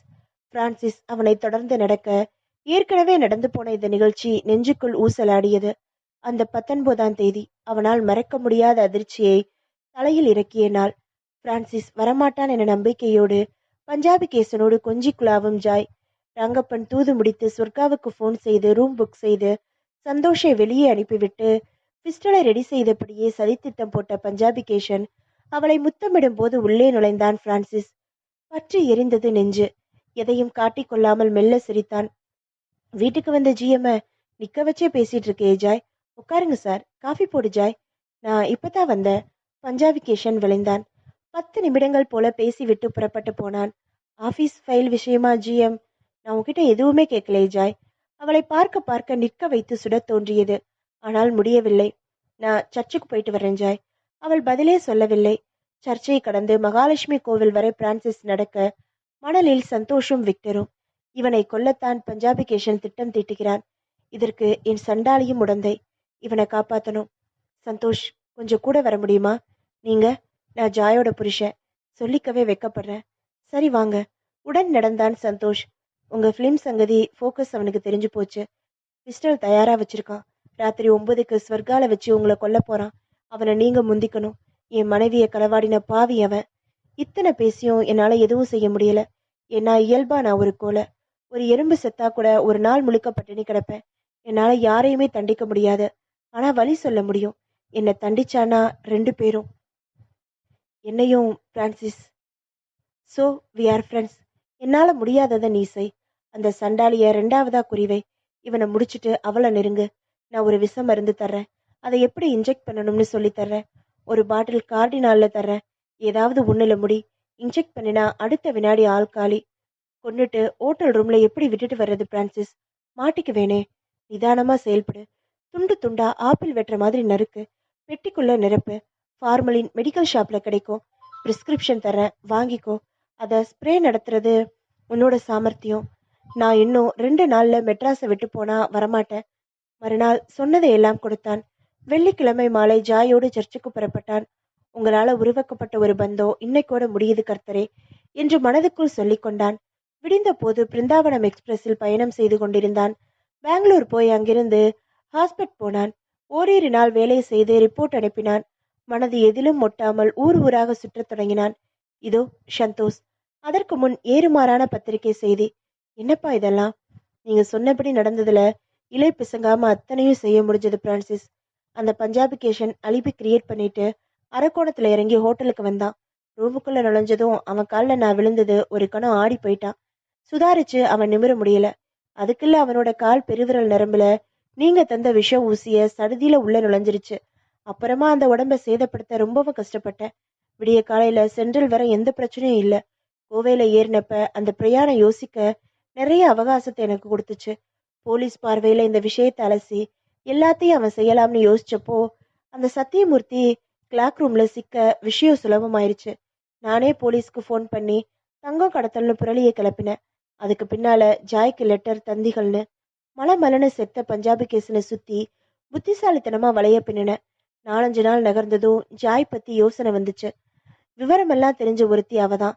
அவகிட்ட நிஜத்தை ரொம்ப நாள் மறைக்க முடியாதுன்னு தோண மெட்ராஸ் வந்தேன். புதன்கிழமை விடிய காலையில 4 மணிக்கு அவ வீட்டு கதவை தட்டினேன். திறந்தப்ப அதிர்ந்துட்டா. நீங்களா? ஏன் கதவை சாத்துறீங்க? எங்க அவரு? பஞ்சாபி கேசனின் பிஸ்டலை எடுத்து 5 குண்டோ அப்படியே இருக்கு. கழுத்தில் வைத்து அழுத்தி பேப்பரும் பேனாவும் எடு. எதுக்கு? எடுடி. சொல்றபடி எழுது. தற்கொலை வாக்குமூலம் தயாரானது. கொஞ்சம் ஜக்கில தண்ணி கொண்டா. அப்படியே ஒரு டம்ளரும். ஒவ்வொரு மாத்திரையாக நீரில் கரைய எடுத்து குடி. என்ன இதுல? இதை குடிச்சா நீ மறுபடியும் பஞ்சாபி கேசன் மடியில படுத்துக்கலாம். ஐயோ வேண்டாம். நெத்தி பொட்டலில் ஓட்டவில அது வழிய துடிதுடிச்சு உயிர் போகணுமா? குடிடி நாயே. அவள் தவிக்க தவிக்க இரும்பு கரங்களால் அவளை இறுக்கி பிணைத்து வலிய வலிய புகட்டினேன். அந்த கார்டினால் தண்ணீரை மூச்சு விட முடியாம மூக்கையும் வாயையும் துணியால கட்டி படுக்கையில தள்ளின. ஜாய் ஓயும் போது மணி 5:30. இல்ல சந்தோஷ், கதையை வேற பக்கமா திசை திருப்பியாச்சு. செத்த பஞ்சாபி கேசனே தேடப்படுற நிலைமையை உருவாக்கிட்ட நீ. இனிமே இந்தியாவில் இருக்கிறது சரியில்லை. உடனே புறப்படு. 6 மணிக்கு டெல்லி ஃப்ளைட் ஏறிடு. அங்க போய் மிச்சத்தை பார்த்துக்கலாம். எனக்கு பாஸ்போர்ட் இல்லை பிரான்சிஸ். எனக்கு இருக்கே. மனசு வெறுத்து சிங்கப்பூர் போக பிளான் போட்டு விசா கூட நான் வாங்கியாச்சு. அதுல நான் எப்படி? வா இப்படி. மீசையை உடனே இடு. இது மாதிரி தாடி வச்சுக்கோ. உனக்கும் என்ன மாதிரி வட்ட முகம் நிச்சயம் பொருந்தும். பொருந்தத்தான் செய்தது. அபாரமாக முகஜாடை ஒத்தும் போனது. சந்தோஷ் அசந்து போய் பிரான்சிஸை அணைத்து முத்தமிட்டான். டாக்ஸி பிடித்து கோயம்புத்தூர் ஏர்போர்ட் போனார்கள். ஃப்ளைட்டுக்கு 1/2 மணி நேரம் இருந்தது. செக்யூரிட்டி செக் நடந்தது. கையில் புகைப்படம் வைத்து ஒவ்வொருவராக தேடினார்கள். முகத்தை கூர்ந்து கவனித்தார்கள். அதையும் கடந்து விட்டான் சந்தோஷ். மகிழ்ச்சியோடு கைகளை ஆட்டினான் பிரான்சிஸ். பொருத்தப்பட்ட படிகளில் ஏறி கடைசி படியில் நின்று பிரான்சிஸ்க்கு கையசைத்து தன் இருக்கையில் வந்து அமர்ந்தான் சந்தோஷ். சௌக்கியமா மிஸ்டர் சந்தோஷ்? பளிச்சென்று திரும்பிய போது பக்கத்து சீட்டில் பிரசன்னா சிரித்தான். இன்னைக்கு மெட்ராஸ் வழியா தான் டெல்லி ஃபிளைட் போகுது இல்லையா? இல்லையா டிஎஸ்பி? பின்னால் திரும்பினான் சந்தோஷ். ராம் சீட் பெல்ட்டை சரிபார்த்து கொண்டிருந்தான். முற்றும். இதோடு இந்த நாவல் முடியுது. அடுத்த ஒரு வீடியோல இன்னொரு புது நாவல் பார்க்கலாம். உங்க யாருக்கெல்லாம் கடைசி வரை செத்தது சந்தோஷா தான் இருக்கும் அப்படின்னு நினைச்சீங்க, இல்லைனா நீங்க யாரு செத்திருப்பான்னு நினைச்சீங்க அப்படிங்கிறத கமெண்ட் பாக்ஸ்ல கமெண்ட் பண்ணுங்க. பாய்.